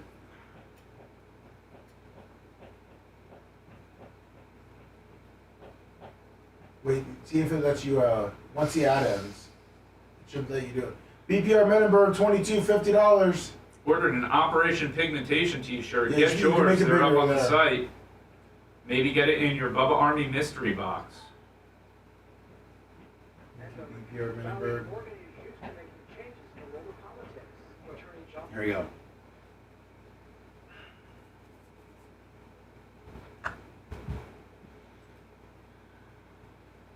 Yeah, anybody who knows anything about Rick Scott knows what a gigantic fucking piece of shit is. To answer the question of how high can you stack shit, just tell me how tall is Rick Scott. Or just tell me how a motherfucker buys his way into an office. Actually, no, I think He's 6'4". Yeah, I think Rick Scott's 6'4". Yeah, he's a slender, Yeah, he's slender, man. Yeah, you're right on. Oh no, you were right the first time. 6 foot. Do you go around like just Googling people's height? How the fuck did you pull that out of your ass, Lum Lum? I think he looked it up. He looks taller because he's so fucking skinny. He has that slender, tall look. Yeah. Yeah. Oh, Kind of like Jay. Jay looks why he 7'3". looks tall? You know why he looks tall? I think I looked it up because he's always next to because they're both Marco Rubio. Yeah. Marco Rubio's like 5'9". Yeah, is he 5'9"? That's what this says. I thought Marco Rubio's like 5'4" in his 5'9", well, his it ears says make on him here. 5'9". Yeah, his ears. Every hurricane, they have to tie him down. He's not allowed outside. He could fly away. Him and Ted Cruz. I don't know. Did Tim Walz commit the largest fraud against Medicare in our nation's history and get away with it? No. Then he's not as big of a piece of shit as Rick Scott. Listen, I'd be honest. I'd be willing to say that Rick Scott might be the biggest piece of shit fucking politician in our lifetime. He looks like a penis. And he stuttered. He was just a piece of. I hated him.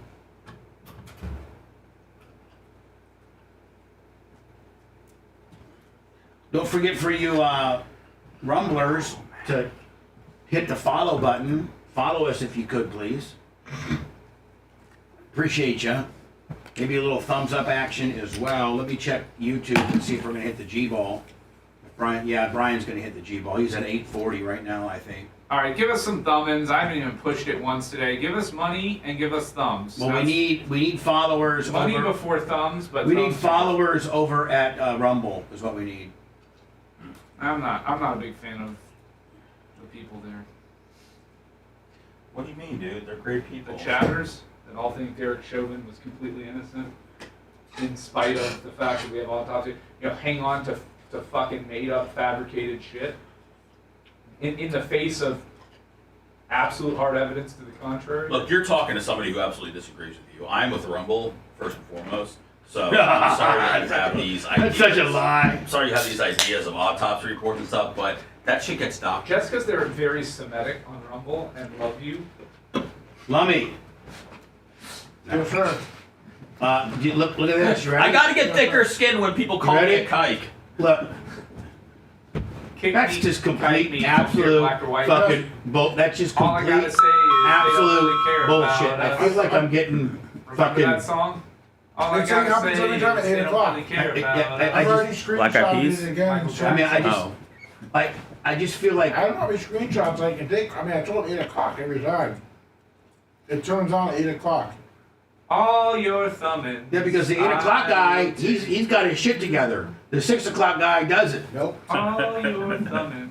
Bubba Army, please. He's overnight 6 and 7. All your thumbings. All your thumbings. Ooh, all your thumbings will take from you. Go take your lib self, walk through a car wash, and fucking hopefully you come out a real American. I did it once, and I came out more liberal than ever.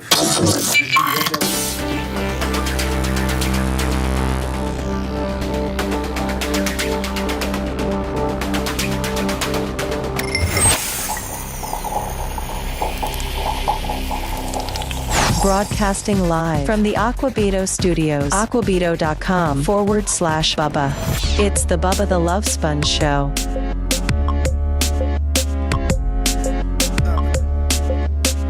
Rumble back 8 o'clock, just like clockwork. Big box. 6 o'clock guy who's in charge of the front page doesn't hit the big box button. The 8 o'clock guy does. It's that close. It's that simple, Shirach. I love you. I appreciate you. Wouldn't you rather be on at 8 though, when the people are up? Get your 6 o'clock guy. I've been offered the 6 o'clock top spot, and it's a matter of, it's like 50 to 60% difference of engagements when the box is bigger than when it's just a thumbnail. I mean, Lummy, we've shown that now statistically every day. So are you saying you prefer a bigger box? Yes. Okay. Lummy, I just also texted Attorney John Morgan. I just also texted John. Attorney John Morgan wants to create a. I just texted John Morgan, and I'm trying to get him on a Zoom maybe tomorrow. Oh, nice. Because it looks like he might be. Listen, I think a lot of people may agree with me. If he runs, he wins. in my opinion. I think it's just a matter of whether he wants to do it or not. But if he runs, I can't see of anybody right now on the Florida political landscape, R or D, that has the swag, the name value, the backing, than he does. And the likable factor. Everybody likes him. Oh yeah, he's at all show. Not everybody likes him, but a lot. His Q score would be pretty high. Yeah. Orlando attorney John Morgan wants to create a new political party and is thinking about a run for governor still. Channel 9's Valerie Boyd joins us live in Orlando. And Valerie, Morgan is used to making changes in the world of politics. Yeah, he is. And today he said he actually put the money down to create this new political party and even asked the crowd today for ideas on what to name it. I mean, he's already kind of, maybe it sounds like maybe Brian maybe pre-filed or started an exploratory deal or something like that maybe. Yeah. Fish on the J50, let me PayPal.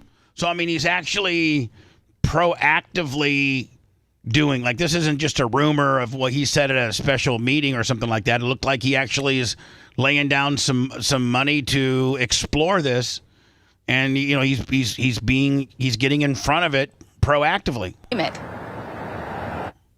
I'm going to do the party thing. I've spent the money on the legal. Attorney John Morgan talks about creating a new political party that would include Democrats and Republicans, or as Morgan says, D and Rs. I think it needs to be some Ds and Rs for the first four, and then I'm going to say who wants to join. He's also talking about a possible run for governor with this new party. You know, I've been out there. I mean, would you say, Brian, he's probably the most powerful man and non-politician, the most powerful non-politician in the state of Florida? I mean, when you can roll up in the, I mean, he's probably the most powerful non-politician man in the state of Florida. I think the People's Party is very easy. I mean, it's done. You know, the People's Party. Is that what he's going to call it? I don't know, but it's to me, it's a no-brainer. That's what he should call it, the People's Party. The People's Party. And does it have a P? Is it listed as P? Yeah, you'd be a P. Yeah. What are you? I'm a P. Well, I don't know that you want to be called a P in this climate politically. I want to be a P. If Bubba's a P, I'm a P. We're not giving golden showers like P. Diddy's male escort. That's right. We're just running for a political party. Yeah, no, the D's, the R's, and the P's. In Florida since '88. Derp. So, and I've had the 3 amendments. So I think I have that advantage. We asked UCF political science professor Aubrey Jewett about how a new political party would affect the Democratic Party. If we have one or more independent candidates running, chances are that's going to split the anti-Republican vote, with the Democratic candidate and make it harder for them to win and make it easier for the Republican to win. The Republican Party of Florida Chair Evan Power released a statement saying in part, "Let's be real, John. You can't slap a new label on the same failed ideas and expect a revival. If it quacks like a duck, it's still a duck, and you're still a Democrat." And you know what, sir? Quite frankly, nobody knows who you are. That's the problem right here. Hold on. If it quacks like a duck, it's still a duck. This is by who? Evan Power. Nobody knows who you are. He's a porn star, I believe. Nobody knows who you are. Evan Power? So you can sit and call names to John Morgan all you want. Nobody knows. Half of winning an election is name recognition and popularity, if not more than half. And he checks both boxes over any candidate that you could. I mean, let's think about the Republicans in themselves. Who would they prop up? Who do they prop up? The Republicans? Yeah. Byron Donald. Okay. I mean, if they think there's a real threat to them, Florida's become very red. So if the Republicans feel really threatened, then they'll pull out a good candidate that they were probably saving from something more national. I don't know. I'm impressed Brian knew who Evan Powers, the porn star, was. I made that up, first of all. Yeah, whatever. He is a I'll take a lie detector on it. Sure. But, if there's one guy. The name sounds like a porn name. There's one guy that can beat the Republicans in this very red state, you're looking at him right there. No, he's got a chance. especially on the governor level. And but I don't know that I think the point is valid with regard to all the amendments he's gotten through. No, regarding to potentially in the short run hurting Democrats, but I think in the long run having a viable party in Florida is more important. So if he can reach across the aisle and bring in moderates into a new party so that people don't feel dirty having the D next to their name. Yeah, but this Evan Power guy he's already being a dick, calling out John Morgan, and that's going to backfire on you. One, John's going to shove it right up your ass because the people love him. He's probably, him and Grady Judd are the two most beloved men in Florida. Maybe Grady Judd runs for the Republican side? No, I've actually had conversations with him, and he said for the last... Bubba, I like shooting people too much. You can't do that as governor. Here's what he said to me. Bubba, the last 4 elections, they've begged me to run for governor. The problem is when I go up in Tallahassee, I'm not my own man. I got to actually listen to other people and make the party happy. And down here in Polk County, I don't answer to nobody. And he's like, he doesn't like playing the political bullcrap game. He likes, he'll arrest you if you're a Republican, if you're a Democrat. He doesn't care. So, but he is beloved. And so John Morgan is absolutely beloved. People love that guy. People love their marketing strategy. People they're all over. How does the guy not win? If Rick Scott has the template where first of all, Rick Scott was not likable. He was not likable. He won purely on having the most money to be able to run the most advertising in the most effective way. That's the only way he won. He stuttered. He looks like an absolute dildo, literally the top of a woman's dildo. He looks like he is a shady. He should be in federal prison. So. He didn't have the likability factor at all. John Morgan has not only the funds that Rick Scott used to get elected, but he's got genuinely probably some of the highest likability that any politician could have. There's only 3 people that have thrown their hats in for the governor. It's Byron Donald, Casey DeSantis, and David Jolly. All right, Casey DeSantis, really? And David Jolly, the radio host guy that used to be a politician? He's now a Democrat. Yeah. Yeah. John Morgan walks away with that one. What, you get Casey DeSantis? What's your qualification? Because you're blasted? She knows the governorship by insertion. Democrat, but Morgan is optimistic. I think if we do it, and it happened, that people's life would change in Florida. And if Morgan does run for governor, he talked about maybe asking Republican Wilton Simpson to be his running mate. Reporting live in Orlando, Valerie Boy for Channel 9 Eyewitness News. Now, I'm not even familiar with... He's a pretty big swinging D in state politics. He was, I believe, at one point the Speaker of the House in Florida, or the head of the Florida Senate. So that's a good play. The Florida Senate, and he's a real Republican. So what I'm saying is, you find a real Republican. Yeah. To back you, to be your lieutenant governor, right? Right. He's currently the commissioner of agriculture. All right. So but he's a legitimate R, a strong R, if you will. Oh yeah, no, he's a staunch Republican. Right. There's nothing blue about Wilton Simpson. So that's the ticket. That's the ticket. If people think John Morgan's a little too blue, but he's not. We had him on the air, Lummy, when he said, "Listen, because of the Kamala Harris." A nomination or appointee or shove down, I have registered as an independent. This is not me being a large Democratic, donor, one of the largest in Florida, to the point where when the last couple presidents come to Orlando, they stay at his house. He's like, the Democratic Party didn't ask any of us large donors our opinion on the Kamala shove-down. That's not our candidate. She was never voted in. She never won a primary. That's not my candidate. The Democratic Party effed up. I'm gone. Peace out. Deuces. I'm getting some Florida agricultural, real popular guy to be my partner. And he will be the next governor if he runs.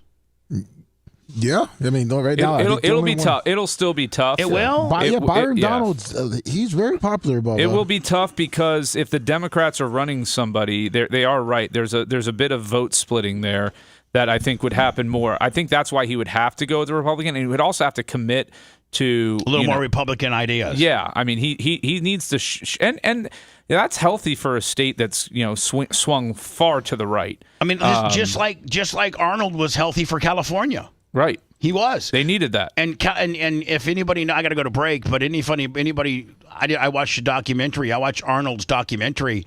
In his first term, he was horrible. He was getting ready to lose the second term because he had surrounded himself with so many Republicans that the California people hated him.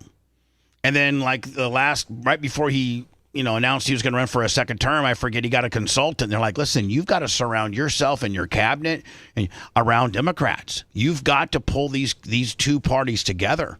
And so his second term, Lummy, he wrapped himself around a bunch of very influential Democrats and kind of had a hybrid party and breezed through and won the second one only because he finally reached across party lines and learn how to play the game. I think John Morgan could be that guy.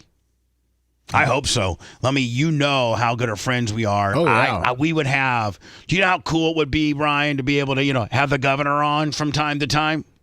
That'd be kind of cool. That'd be cool. We got to start breaking down P. Diddy. I mean, it's just everywhere. And it looks like yesterday might have even gone worse for P. Diddy. It's not going good for him. I haven't been following it. You haven't been following it at all? Nah, I don't care. Seth, you've been following it? Oh, yeah. Yeah. Seth gets live up to the minute. Who's saying Cassie just said this, and P. Diddy looked at her this way, and P. Diddy's kid just left the courtroom, and Cassie scratched her left boob. I mean, Kush is on it. Yeah, I mean, it's just because we do a radio show, it's important to know about the big things that are going on in pop culture. Yeah, exactly. We'll get to that next. You're listening to the Bubba the Love Sponge Show. If you want 24/7 on-demand Bubba and the crew, go to BubbaArmyHQ.com. The Bubba the Love Sponge Show will be back after this.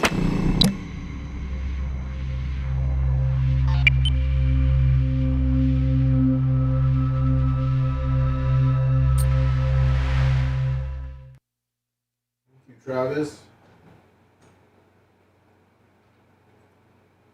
Super tips.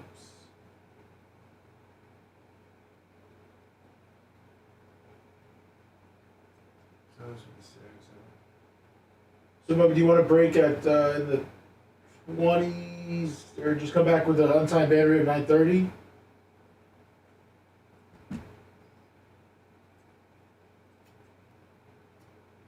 I'm going to have to short space. Cause I can just shoot these guys an email to say we'll come to at like 9:30. Well, no, we're not that far behind. No, we're not. That's why I was just saying if we were gonna break at like 9. I would have them probably at 9:25, 9:30. Okay. You know what I'm saying? Yep. Send them a message so they know. In chat, they're saying they donate more money today, but they're saving up to buy Bubba's members only jacket. Does he have one? He's probably got 4.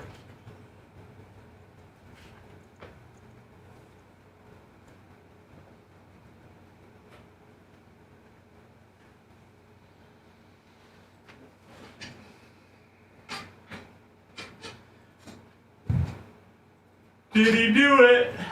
Did he do it?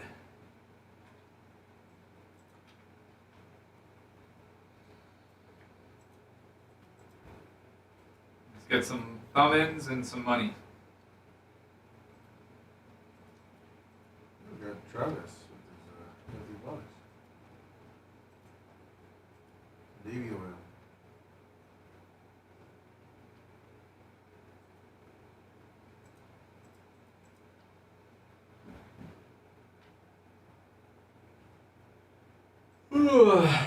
Yeah, it's got a good amount, buddy. Ugh. I was like, when people come in with jokes that I feel like they've been holding on to for. They don't hold on to him very long. They let him rip. No, for like 10 years now. Oh. Like, Well, I make some old jokes too. No, I know, but I'm saying that. It's like the same joke that's over and over. Yeah. I like when they repeat it 4 times as if somebody missed it, as if chat was moving too fast for people to read it. I just like how sometimes chat corrects them. Yeah, we saw it. Wasn't funny. Stop. And then they get banned. A case going to case management instead of to trial, Diaco's rule would potentially be because there's discovery issues, there's issues with scheduling, availability, non-responsive subpoenas, things of that nature. Also could be that the trial docket is just too booked and the case isn't old enough, so it gets pushed back.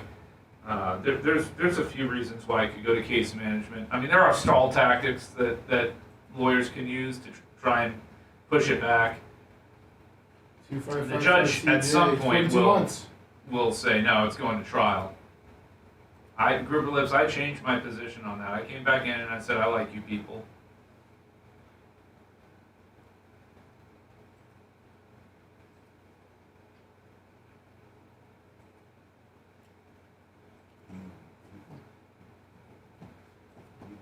You people. They know what I mean. Sean Diddy Combs, once one of entertainment's most powerful moguls, accused of crimes so heinous, faces the possibility of spending the rest of his life behind bars. He's denied all charges. And just a warning, this story contains accounts, Who you got tonight, Sethy boy? OKC. Yeah, OKC, you're a ride or die with them, huh? They're the best team, and they're the best team left. You really believe that? They are, but do you believe it? I do. I think the Joker's tired. He does look tired. Not a lot of movement at the top of the key there. Well, they have like a 7-man rotation. I mean, they're pretty thin. Yeah. He faces multiple charges, including racketeering. I mean, he's so tired he dropped 44 and 15 on Tuesday. Diddy had a devilish sting, ticking the first at the trial. The 10th. Why isn't SGA a bigger star in the league, Seth? So to see him today. Because he hasn't won MVP yet, and they haven't won anything as a team yet. He could get a both this year.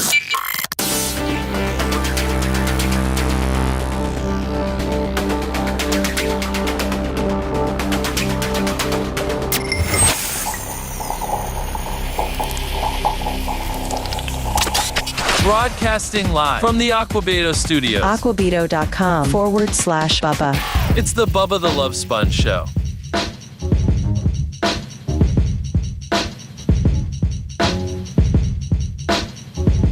Lummy, there's so much. Yeah. There's so much P. Diddy coverage that you try to find the one that condenses it down. ABC nationally covered it, but it's 10 minutes long. And I think they cover everything. They do. What's TMZ's at? TMZ, they more like. I know they had. They kind of break down each individual potential problem. I was gonna say they had like 7 videos last night put out. Yeah, like TMZ. So TMZ takes testimony that happened yesterday and then breaks it down into kind of like a little where Harvey, who is an attorney, and that other looking dude, the other black guy with dreads, break down that particular issue. But then there's this particular, this right here, this goes through, this is very thorough. And this one here, which I don't know what this is, the Daily Mail. And it starts out. It's such a mess to read, though. Oh, it is. So much scrolling, so many photos and ads. Yeah, and they kind of go in a timeline at 8:13. Diddy's twin daughters addressed extremely difficult 2 years. Well, did they get on the stand? Sean P. Diddy Combs twins Jesse and Delilah have admitted the past couple of years have been extremely difficult since he was arrested for a string of depraved crimes, sharing a tribute to their late mom, Kim. So No, they weren't on the stand. They did like a social media post. Yeah. So I really at this point want to. He killed her mom, by the way. He did? Yeah. That's what they say.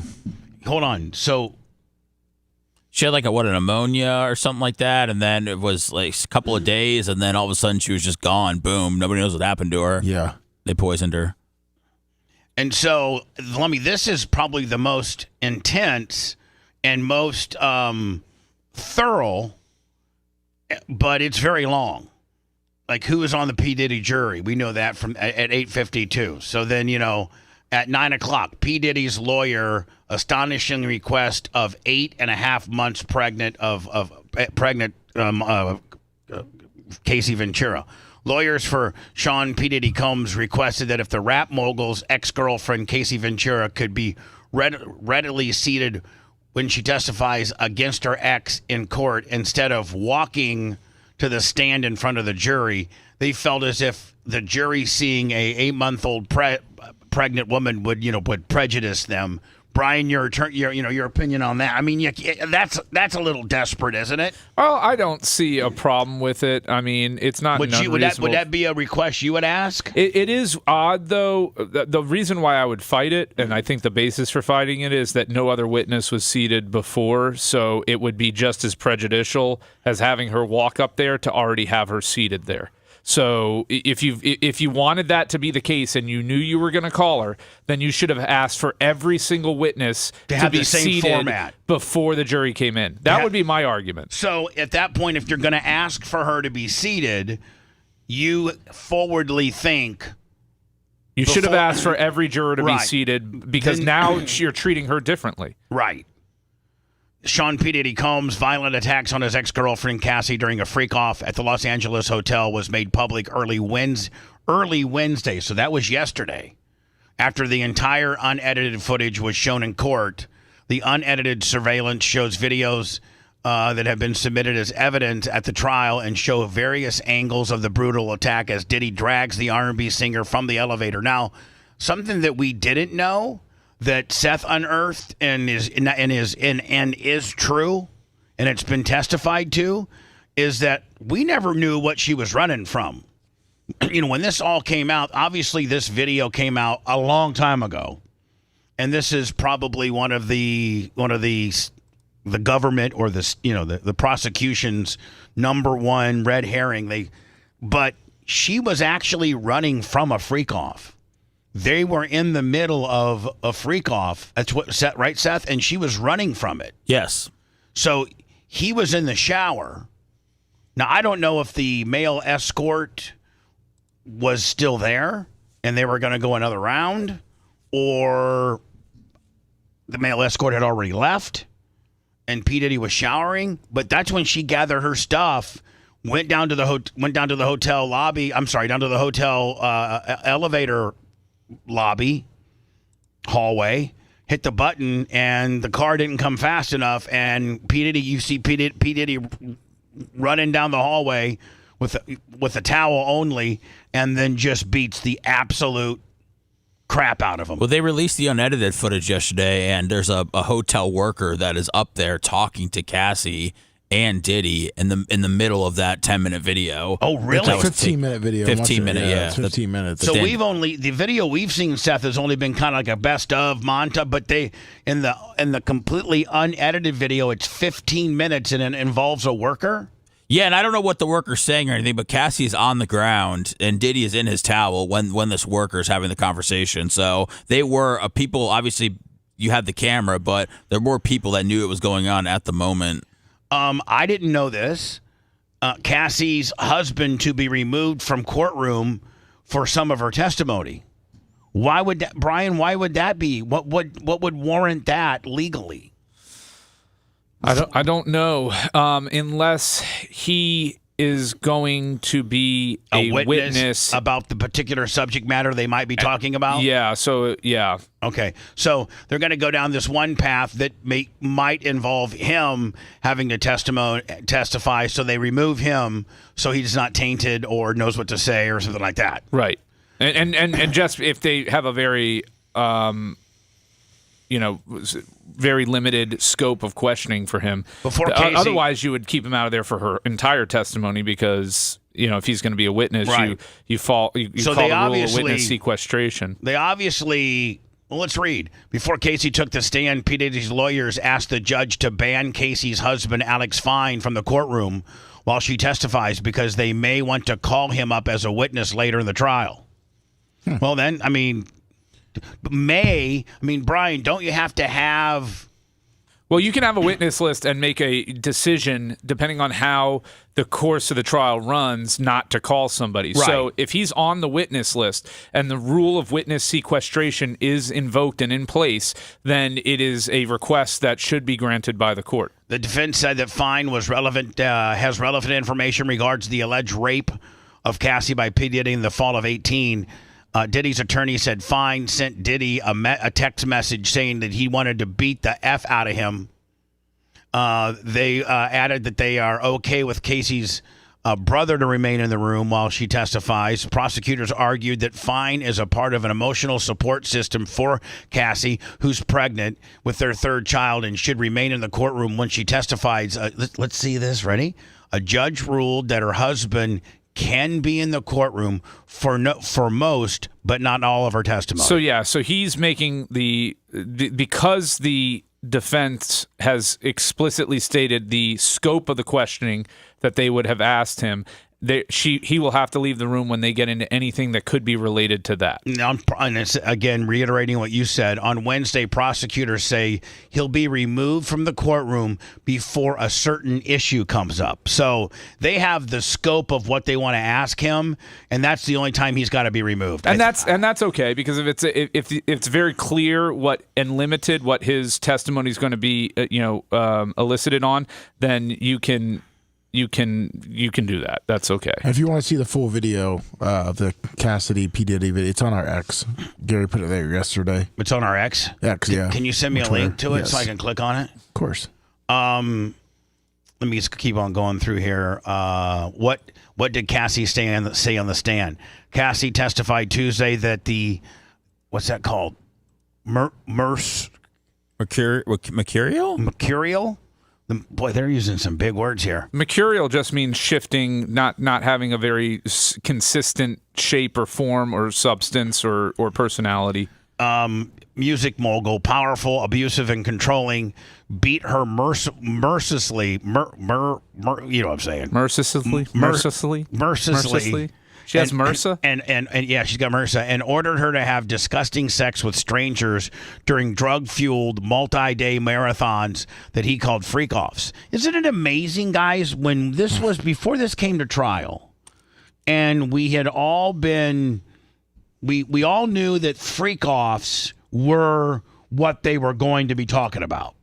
We all knew that, baby, from the stuff that they had seized from his house, but baby oil, lubrication, and then the word freak-offs. We were going to find out what these freak-offs were all about. And it was my understanding that this was going to be more of an orgy-type situation than just him and her with hired male escorts. I don't think any of us thought it was pared down to that specific. I thought at least, and you can tell me what you think, but I thought, Seth, when they were saying freak-offs, I was thinking that this was more than two people.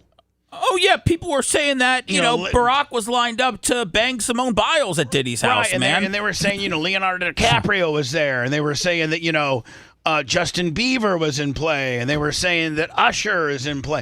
And it seems like all the evidence that they have presented with regards to what a freak-off is just him and her that are hiring these male escorts to blast her, urinate on her, and, for sometimes up to 3 days. These 3-day freak-offs. I always thought, it was my understanding that the freak-offs were going to be way more people, kind of like an orgy. Well, that's what I thought too, but now I think that this was not something that he stopped at when he stopped seeing Cassie. I think that freak-offs were a part of his life, whether he had a girlfriend or a wife. So maybe freak-offs were a certain thing with Cassie, but then after she left, it maybe morphed into something else. Yeah, I don't think he stopped in like 19 of, doing this stuff. I think whether he continued to hire, prostitutes to bang his girlfriends in front of him or what, but there was still something to a degree. Now, I don't think it was a bunch of celebrities standing around in an orgy, but I think he's done this to enough women, have had enough prostitutes that have seen this stuff that's probably why they have a case now. Right.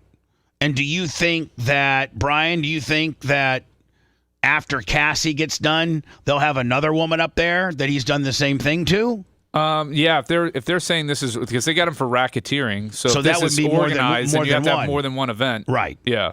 The singer told jurors that his demands for her to engage in sometimes revolting sex acts, sometimes as he watched from another room via FaceTime, let her feeling heavily objectified, but she still said she endured them because she was in love with Combs. She did try to leave, she said, but Combs punished her. Most notably in a 2016 assault captured on security footage at the Los Angeles hotel. And in that video, of course, Lummy, did you send it to me, Lummy? Yes, I sent you the link. Let me see where it's at. And the male prostitutes, who are upstanding members of the community as well, have also said they saw Diddy beat the hell out of her. She also testified that he would frequently use the freak-off videos to blackmail, including her. Yes. And so one time flying home from the Cannes Film Festival, he played for her on the flight home on like a loop the videos that she had thought had been deleted and that he had told her were deleted. Now, that was kind of like a warning. Has that been testified to? That was what she testified to. Yeah. And that he was going to embarrass her and release them, which explains why she was afraid to go to the police and report him. And realistically, it shows like really her only window of opportunity that she ever may have had was during a freak off while he was in the shower. Usually it was like Holly leaving you. She shot her shot. The one time she could get away. Yeah. Appreciate that. While I was shooting quarters at CNS Auto Interior and having lunch at Mike's Pizza. Let me, so that I can stay on time, we're going to come back with the full 15-minute surveillance from the hotel. Do you think can I fast forward through it, or do I need to play it all? No, I think there's downtime on it. Okay. P. Diddy's kind of just walking by himself in the hallway. Wondering what he just did. You'll probably just want to see the parts where they're interacting with the hotel employee. Yeah. Because that's what we haven't seen yet. We'll get to that next. If you love that segment, then check out BubbaArmyHQ.com and do a deep dive on past shows. The Bubba the Love Sponge Show will be right back.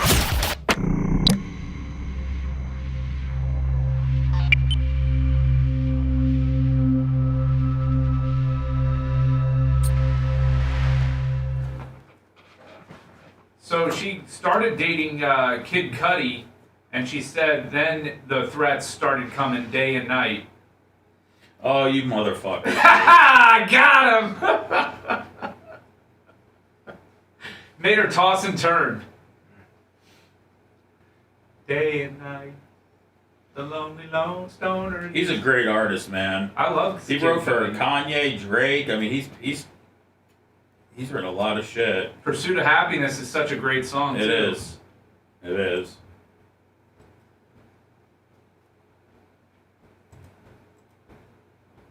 Where else can you get riveting comedy like that, Seth? Tell me. No, nowhere. What if a lawyer appears on a radio show one day a week and makes jokes like that? Nowhere on the dial. That's it, man. Day and night, the lonely stoner seems to free his mind at night. He's all alone.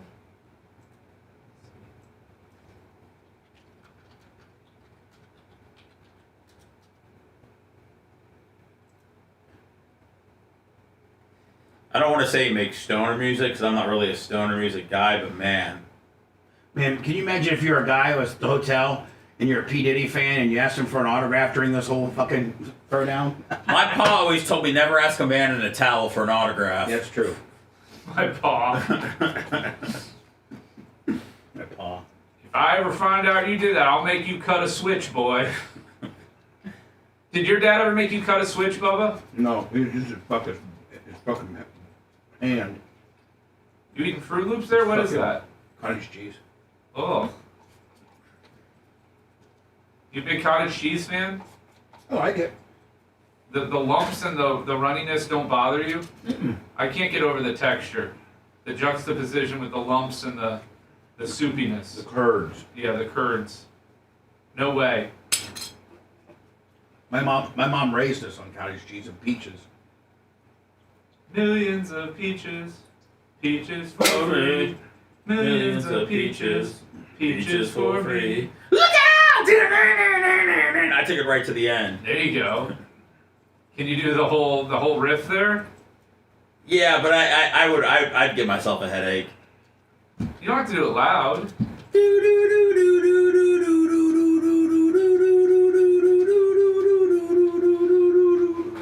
What do you think?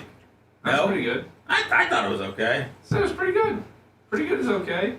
Moving to the country, gonna eat a lot of peaches. Lump sat alone in a buggy marsh. Totally motionless except for her heart. Mud poured up in Lump's pajamas. She totally confused all the passing piranhas. She's lump, she's in my head. She's lump, she might be dead. Lump stood last in line for brains, and the one she got was sort of rotten and insane. Small things so sad that birds couldn't land. Is Lump fast asleep or rocking out with the band? She's lump, she's in my head. She's lump, she might be dead. Oh my God. Is this lump out of my head? I think so. Dun, dun, dun, dun, dun, dun, dun. Is this lump out of my head? I think so. So Lummy.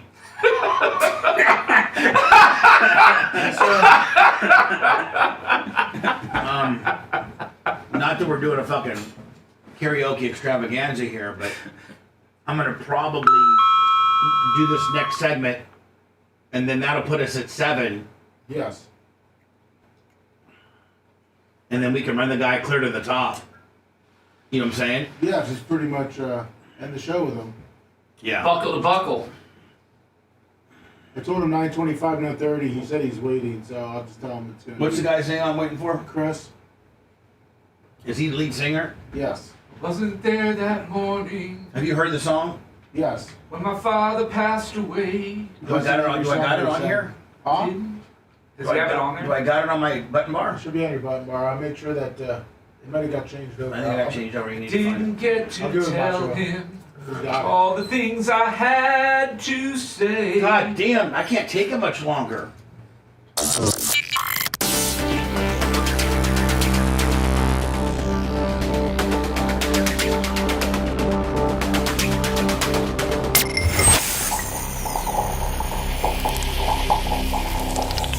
You're fired. Get out of here. You're fired. He's Brian the Babyface Matroni. For those of you Brian Marks, pony up the cash. You love him. We have to put up with him. PayPal, Venmo, Cash App, all at the Bubba Army. The BTLS show now returns.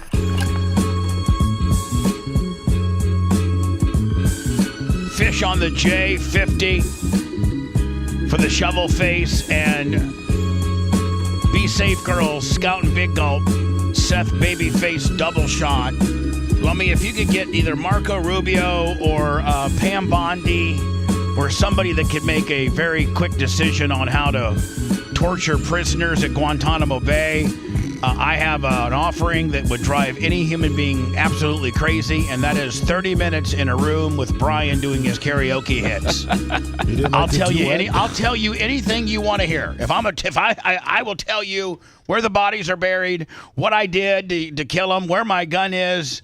Just get me out of the room with this guy singing karaoke. I cannot take another minute. But, Bubba, you were just talking about how this is your industry, music, how you would never turn your backs on your autographed guitars, and here you have a songbird of this generation when they say music's dead, and this guy can do any song. He's got anything just in his big, stupid, shovel-faced brain. It's unbelievable. I haven't broke out Mike and the Mechanics, for God's sakes. Do you believe in a miracle? I did In the Living Years. Was that Mike and the Mechanics? Wasn't there that morning when my father passed away? Okay. So let me. I don't know that this is the 15-minute. This is the 15-minute.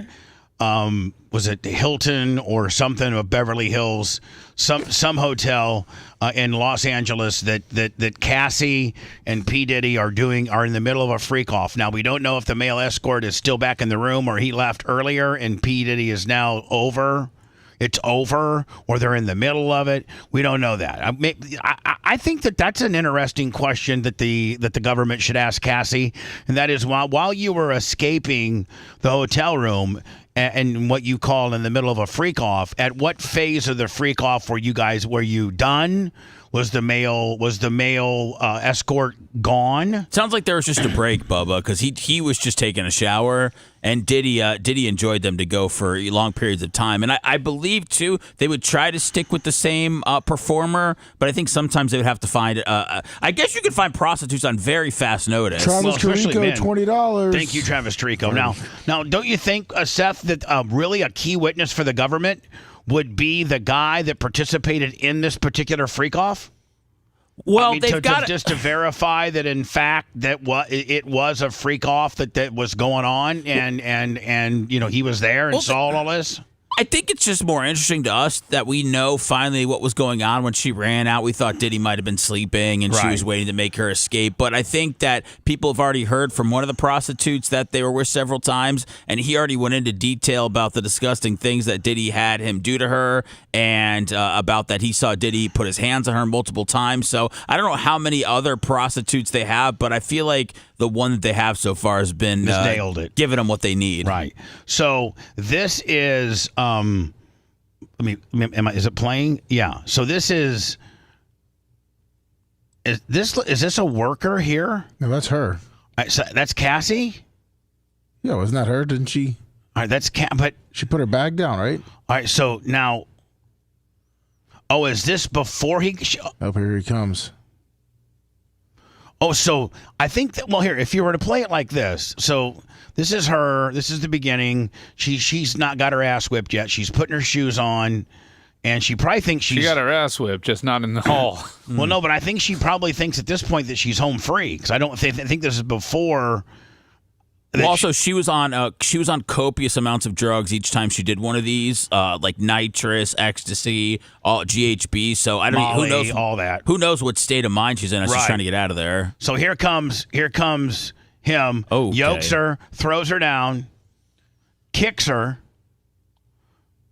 Make sure his towel, don't want your ween hanging out. Grabs her stuff. Kicks her again. Stomps her again. Kicks her again. Grabs her by the hair. No, by the jacket, it looks like. Okay, by the jacket, pulling her down the hallway like a sack of potatoes. Lets go of her. And then looks like she's kind of there taking inventory as to what's going on. She now walks back. He looks like he may have maybe gone back to the room with her possessions, but didn't take her. Tried to drag her. Probably telling the male prostitute everything's okay. I'm just going to be dragging Cassie back here. Don't ask questions. Exactly. We're just playing a little game, a little role play. Yeah, this is called "You're Not Leaving, Bitch." Called Prisoner and Warden. Yeah, it's called Escape. Let me just got a PayPal. Let me see here from Joshua Marksine. Thank you, Joshua Marksine from Gibsonton, Florida. Thank you very much. $25 in the PayPal. Oh yeah. PayPal, Venmo, Cash App, all at the Bubba Army or BubbaArmyTips.com. So she's picking up what looks to be some stuff. Now she's walking towards the camera, and she looks like she's getting on the hotel phone, like the inner hotel house phone. And she's probably calling, "Hello, front desk." Well, here comes Johnny Temper Pants again. Johnny Temper Towel. Bitch, I told you to get back in the room. Can you just see the guy turn the corner and just feel like he's evil? I mean, although we know what he does in this video. Yeah, I mean, you're scared to death. He just whipped your ass. Look at this guy. And I told you to get your ass back in the room, bitch. In his defense, she had a lot of drugs in her system, so she probably had this coming. That's the George Floyd people. I don't have a... You don't have a waka That's waka? not a tookie. No, it's not. It's a disclaimer that we don't agree with your opinions. No, not at all. Oh, really? Yeah. So if people have drugs in their system, it doesn't mean you can do whatever you want to them? It doesn't mean you. Yeah. It doesn't mean you can do whatever you want. I just So wanted now- to clarify so- that because I was confused. Yeah. So now, now it looks like he's gonna maybe leave her alone. She got on the house phone. Diddy made George Floyd have sex with Cassie. So now she's put. Now he leaves. Looks like he's going back to the room, and she puts her lip gloss on. Right, Lummy? Yeah. She's in the And corner now. she's probably thinking, okay, I'm cool. I'm good. I took an ass whipping. Oh, bitch! Now I told you to get my back in the God, room. That's the way Doug Clem used to march at me when I was getting ready to get my ass whipped when I Jeez. broke the lawnmower. Those are some slow The elevators. legal views and opinions made by Bubba Esquire are not necessarily those of our advertisers or this radio station. Wrong one, Macho. These are slow elevators, though. Oh, what is he on his feet? Is he wearing like slipper socks? It's like slides. Oh, they're slides? Yeah, like slides. Oh. So let me. She still is not. He's still. I'm just kind of fast forwarding here. She's still now. Here's.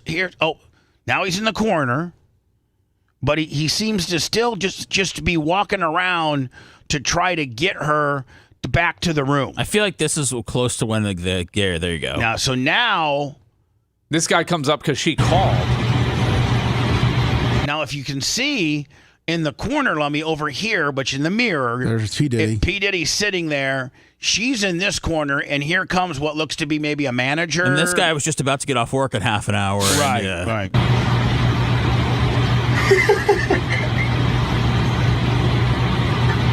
He's like, what did I just walk into?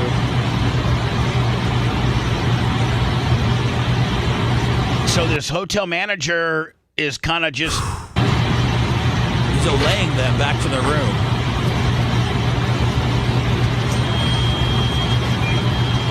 I think he's saying, hey, we can't have this type of nonsense Yeah, give here in her the her lobby. stuff and let her go. Yeah, we can't have this disruption here in the lobby. Let's stop this and let's. Why do you think this was edited out before? Because it's not nearly as they want to hit it with the sensationalism. They don't want to, knowing that they would get to the long form in court, but TMZ's not going to sit through this nonsense as you're trying to get it out and hit viral. It looks like she's saying you're listening to the guy. The manager's saying, Get me my stuff and let me go. Get me my stuff out of the room and let me go. You hear what he said? Sitting there pouting like a little schoolboy. There should really be another man up there with the manager. I don't know. That manager looks like he would kick the crap out of I'm going to be honest with you. That manager looks like he can hold his own. Yeah. Yeah. He's got that walkie-talkie ready to bash him in the skull. And I got to tell but you don't know if the locks are going to jump off the top rope and take him out. So, I mean, he looks, Damn, them shoes are hella shiny. Look at that. So now, we out of nowhere get audio. Well, that's just no. It's the guy watching the video. That's not P. Diddy commenting on the guy's shoes. We zoomed in on the shoes too. Yeah. Thank you. So it looks like I believe people are saying that Diddy gave this guy like $100,000 in a paper bag. Yeah, but here's the deal. It looks like now, Brian, that maybe Diddy has agreed to let her back in the room with him accompanying her. Well, she's going down the other way of the hall. Is that how messed up she was? Probably. Or she's looking for the stairwell. He's like, I got to call security here. Yeah, I got naked P. Diddy here that wants to give me $100,000 to make this all go away. What do you guys think? He's calling down to the video surveillance room. Hey, man, can you guys erase this for $100K? What's Diddy thinking the whole time? How much it's going to cost him? Yeah. Well, he's almost too calm. Like this has happened before, and he's just pays people off, and it goes away. Right, like he's above the law. But he also doesn't know that they got him on video dragging her so far. I mean, if you don't think every nook and corner of an expensive hotel is not camered up, you're an idiot. Including the elevators. Yeah, especially the elevators. So this looks like it looks like she's gone down to her room now. Looks like she bust out of Abu Ghraib and she's making a run for it. But you can see now that it looks like that she, because of the manager, got down to the room and got her stuff. Now she's back. So you see her walking down the hallway. Again, this is all stuff that we haven't seen. Let me see if I can fast forward up here a little bit now. But hold on. But now he comes. Now, is this the original? Is this the original one? Yeah. They showed it like in a different angle? Yeah, they're showing it the hallway one. All right, so that's a different angle. So was that first 5 minutes the one that we got was the new stuff? Yeah. Okay. Yeah, now, is that all there is? Then they show the hallway with the guy talking hold on. But to see, him. so here's the guy. He's talking, walking P. Diddy back to his room, talking to P. Diddy, trying to make some sense of it. Again, this is all footage we've not seen. It looks like he's going back to his room. Looks like she's now coming back to the room. Looks like the baby oil cleaners, the baby oil cleaners coming in. Looks like now she's walking. Now, is this the original walk down yet again? No. So it looks like, Brian, she had another bag or something. Yeah. So it looks like in this she was actually allowed to leave with help from the manager and another dude. And now the manager will come out of the room here in a minute. You'll see the manager walk out of the room. There's the manager. She needed and I got to tell you, he's pretty thick. So he walks out of the room now after probably, otherwise she probably wasn't going to get out of the room. Now he comes back down and he's just pacing. Now he's on the phone and he's just pacing the hallways. Well, he's probably canceling the prostitute that he had ordered that was coming over on the way. You got to end that. Call your attorney. Mm-hmm. Start trying to find out who's in charge of surveillance. Find another hotel you can do your freak offs on. Yeah. He didn't like when Cassie was on drugs during the freak offs because he wanted them. He said they weren't real unless that they could both remember them. Let me go to words, and then we'll have Chris from Lucas Diablo zoomed in and do the unsigned band review, and we can take that clear to about 10:55. 9:55, perfect. That's what I'm saying. No, we're going an extra hour today. 9:55. Bubba overtime. My bad. If you want 24/7 on-demand Bubba and the crew, go to BubbaArmyHQ.com. Right now. The Bubba the Love Sponge show will be back after this.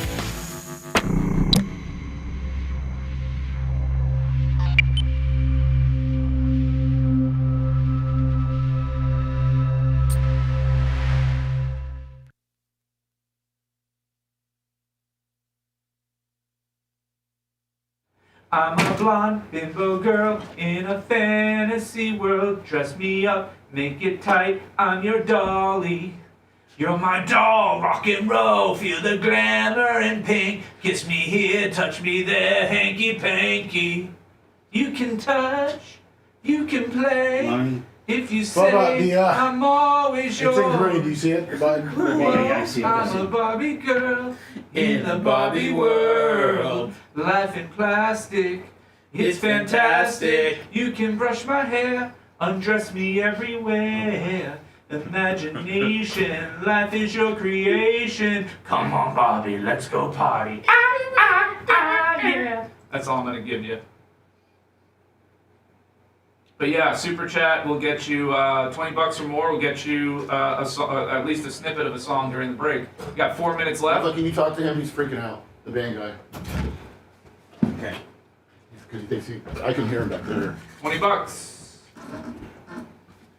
Hey, Chris, it's Bubba. Can you hear me, bud? I sure can. How about you? Good, you got bud. me? Yeah, I got you. We're about 3 minutes and 40 seconds in these commercials, and then we'll come out. You won't when I say goodbye to you here real fast. You won't hear anything, but in 3:40 we'll be live. Excellent. Thank you very much. Appreciate all the updates. That's super helpful for someone who's not good at this or new to it. Thank you, Chris. We'll see you soon, bud. Come on, Bobby. Thank you. Let's go party. Great one right there. Let's party, Bobby. What? I didn't make a disclaimer for Ryan yet, did I? No. I'll make one. Yeah. I'll make one. Thank you, Xerxes. I won't get you a song, but it'll get you a thank you.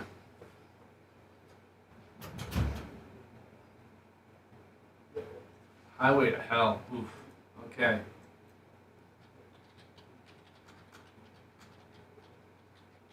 don't know this one by heart, but. Living easy, loving free, season ticket This is where I gotta draw the line. Leave me be! You're not Brian Johnson. Taking everything in my stride! You're Don't need reason! You're more Taylor Swift than. Don't need rhyme! Ain't nothing that I'd rather do going down party time. Oh, listen, so this Chris guy has all these amps here. I could ask him about my dime bag amps. I'm on a highway to hell! Okay. Highway to hell! Brian, please! Highway! Please! No stop! Shut the fuck up! God damn it! I can take.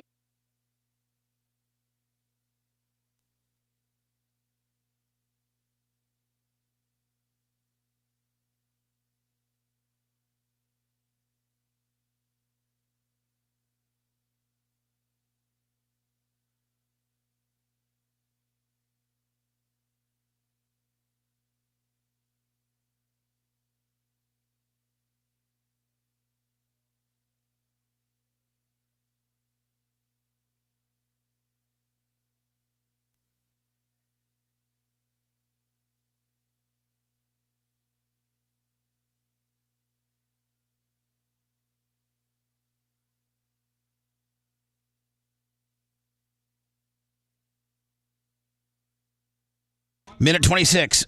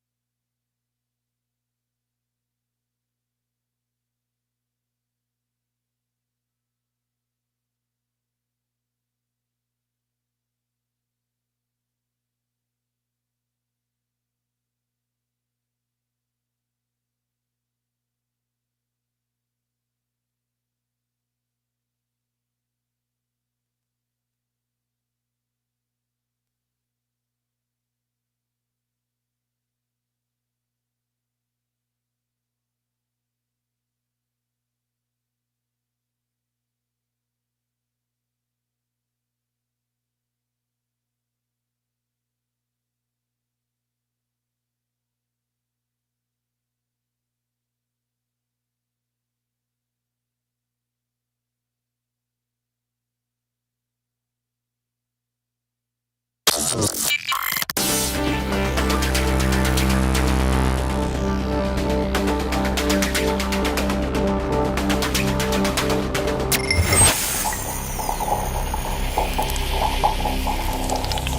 those of you who don't know, which I'm assuming is most of you. From practicing in the garage. So if I decide to bust out a solo, do me a favor and give me the freedom to rock it. To headlining stadiums. And we will rock you.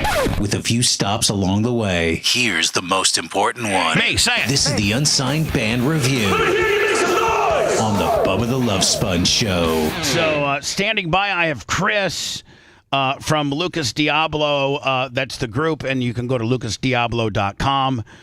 Chris, how are you, my friend?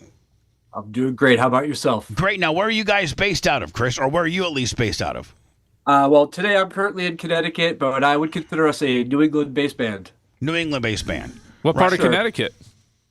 I call it the Northeast Corner, so I'm about a half hour away from Massachusetts, a half hour away from Rhode Island. Oh, cool. And how about now? What does the band consist of? Now, you spoke about Rich being your ex. I think maybe I guess he's maybe your current drummer, and he has an ex-wife.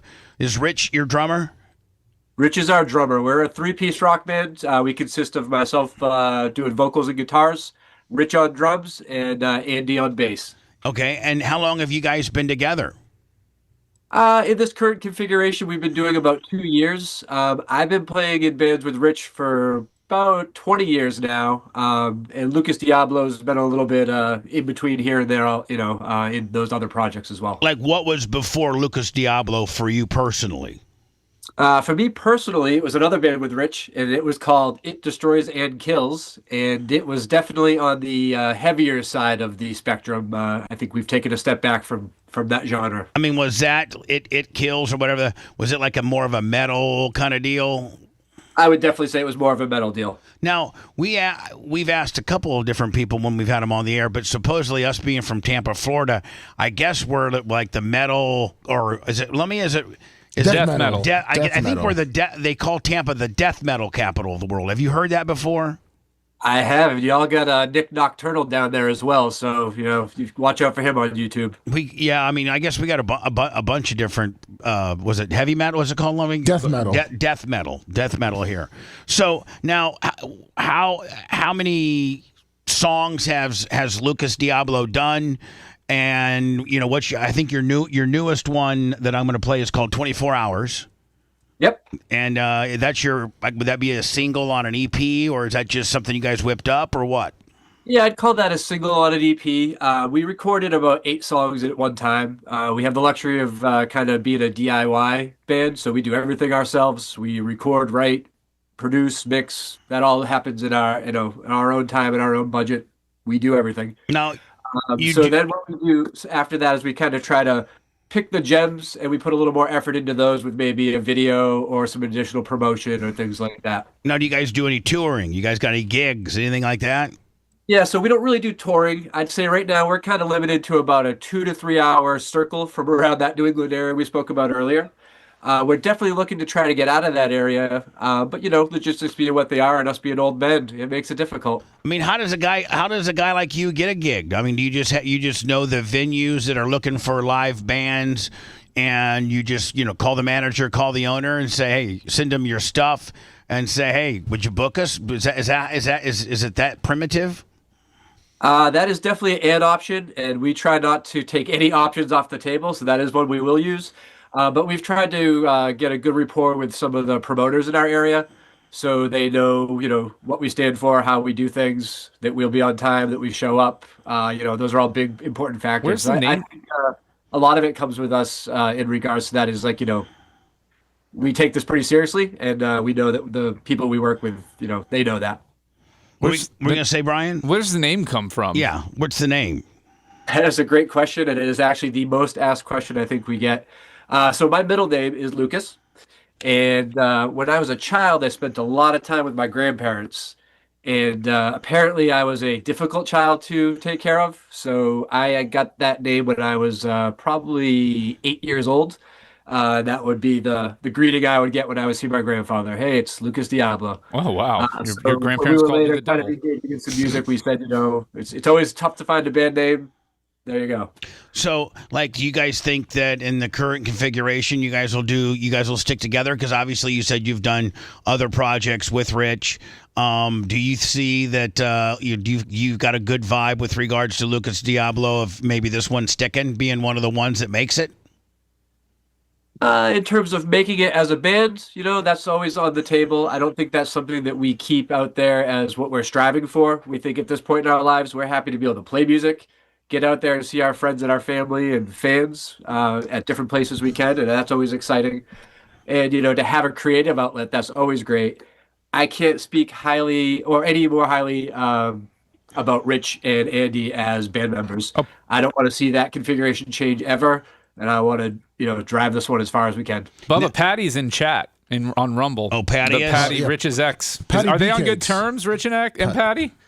Well, I don't know. Well, I mean, that's their story, but I will say that I believe they are on good terms, and I'm always on good terms with Patty. So, I mean, the email that I got said due to complicated life situations, Rich and Patty are no longer together in marriage, but both are still fans of the show. Patty is actually the one that informed Chris of this particular segment. So, I don't know what complicated life situations mean, but I think that's pretty open ended to about anything bad that could have potentially happened.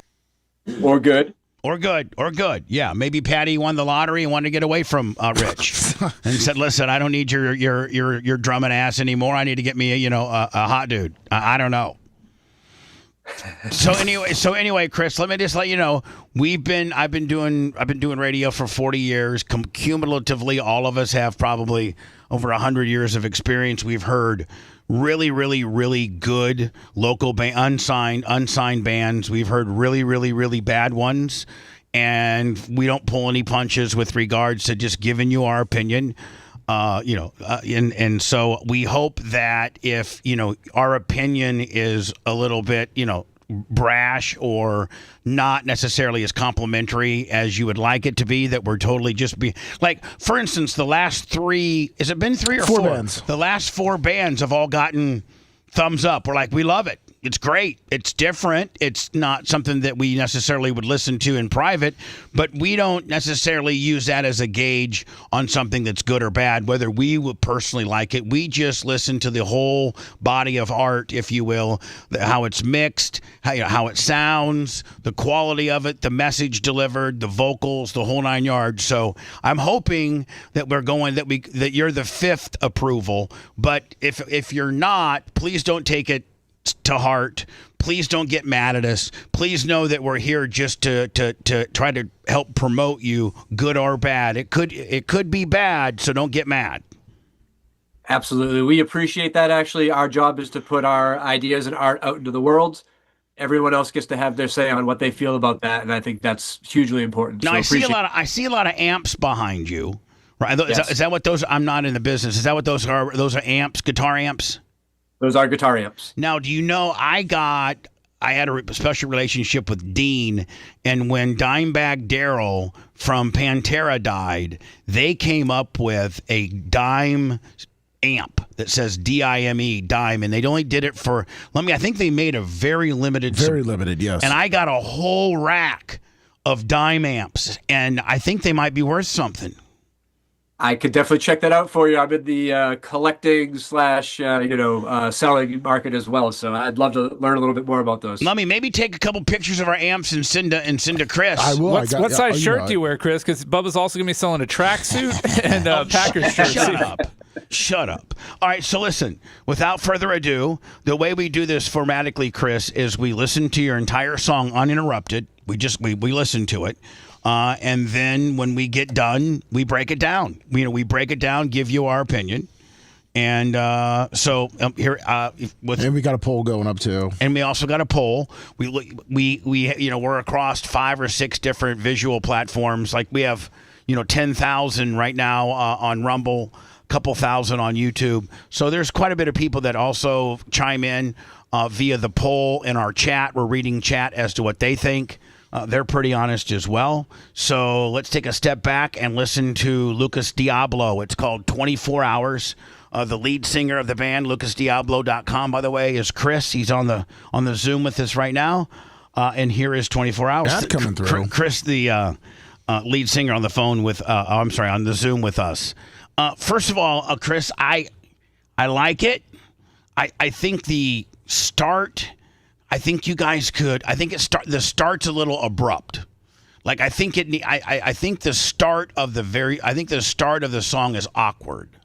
Like it just maybe either a harder hitting start or a softer leading into what you guys did start.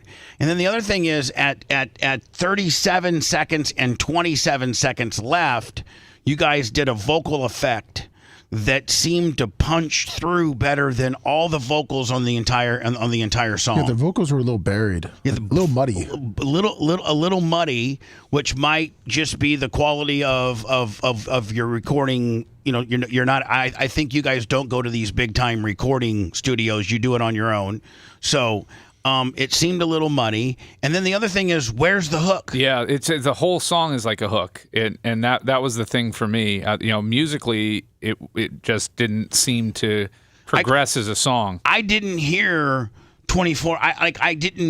24 hours just didn't jump out at me. And I mean, is it in there? Actually, no, it's not. The words 24 hours are never in that song. So, let me ask you why. This is going through a day.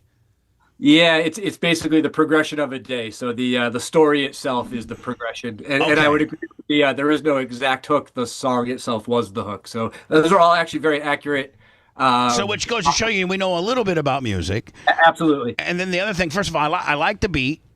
It has a Marilyn Manson kind of feel to it, which I like. By the way, I'm a huge Marilyn Manson fan. I'm absolutely disgusted on what pop culture has put Marilyn Manson through. Especially, I don't know if you're familiar with all the crap that he went through, and he lost his record label and all of his gigs because some bitch said that he touched her back in 1910 or something like that, and it ended up being now that it's coming out that it's not true. So he's trying to clear his name. I know him fairly well, but it has kind of a maybe a kind of a spooky kid / Marilyn Manson feel to it. And I think the vocal effect that you used with 37 and 27 seconds left needs to be the effect that you put on the vocal throughout the record to make the vocals kind of stand out a little bit more. In my opinion, I want to like it, but I want to also tell you the things that I don't like about it. Absolutely. Lummy, what's your opinion? Yeah, we're gonna go through the room. I here. liked the beat. I thought I wanted to hear the vocals a little bit more, and kind of like you said, get like in the beginning, it was kind of just like awkwardly abrupt like start. So just kind of that's the way your day that. starts. So you wake up and it's abrupt. It's like I'm up. I got to deal with the day. You know? I guess yeah, well, not that way. Not if you took pills the night before and you're a little foggy. It's not your 24 hours, Bubba. Yeah. It's true. It's Chris's 24 hours. But I did like the end where I just wish I could hear the vocals a little bit better. Over to you, Brian, and then to Seth. Did you know Undertaker ran the locker room? But beside that, I like the music, the bass guitar, the riff was good. It was a little too repetitive for me throughout it, and maybe that was what you were going for with like the kind of the day. It's just another day, and it's monotonous. But it got monotonous. There wasn't a lot of the lyrics, didn't really hit for me super. They were a little bit buried and muffled. Would you categorize yourself as like almost like an acid rock? I mean, it's a little bit different than what I'm used to, but I didn't think. I mean, it's good music. It's in terms of the instrument playing and everything, it just wasn't my speed in terms of music itself, stylistically. But I didn't think it was bad. Yeah, I think we border that acid rock, stoner rock area. Yeah. And finally, Seth, over to you, who's as much of a musician, knows music like the best of us. Oh, well, I know what I like, and I like Crazy Town back in the day. I liked it. You're my butterfly. I like this. I thought it had kind of like a almost like a grungy garage band feel. Like it kind of reminded me a little bit of like the White Stripes with the start and stop with like the way the vocals were coming in and everything like that. It was raw. So I mean, I like that kind of stuff. I don't think it needed to have all this massive production value at all. I mean, I think you got the point across, and I like songs that are kind of already in that genre. So I'm a big fan. Chat voted yes, and chat voted yes. So it looks like Lucas Diablo comes in with a thumbs up. Appreciate that, y'all. And listen, just take our criticism and throw it right out the window if you like, or do whatever you want with it. But by a majority, our fans liked it. We liked it with some mild criticism, and we appreciate you coming on the show today, Chris. I truly appreciate being able to be here today, and all criticism is valid. Those are all data points we take in, and as we create new things, we take that into account. So we really appreciate that. Tell Rich, Patty seems pretty cool. I don't know why you screwed that up. And we'll be sending you a picture of my amps so you can tell me how much they're worth. Absolutely. I really appreciate this. Have a good day, guys. Thank you, Chris. Thank you. Appreciate it. Lucas Diablo. Cool guy. LucasDiablo.com.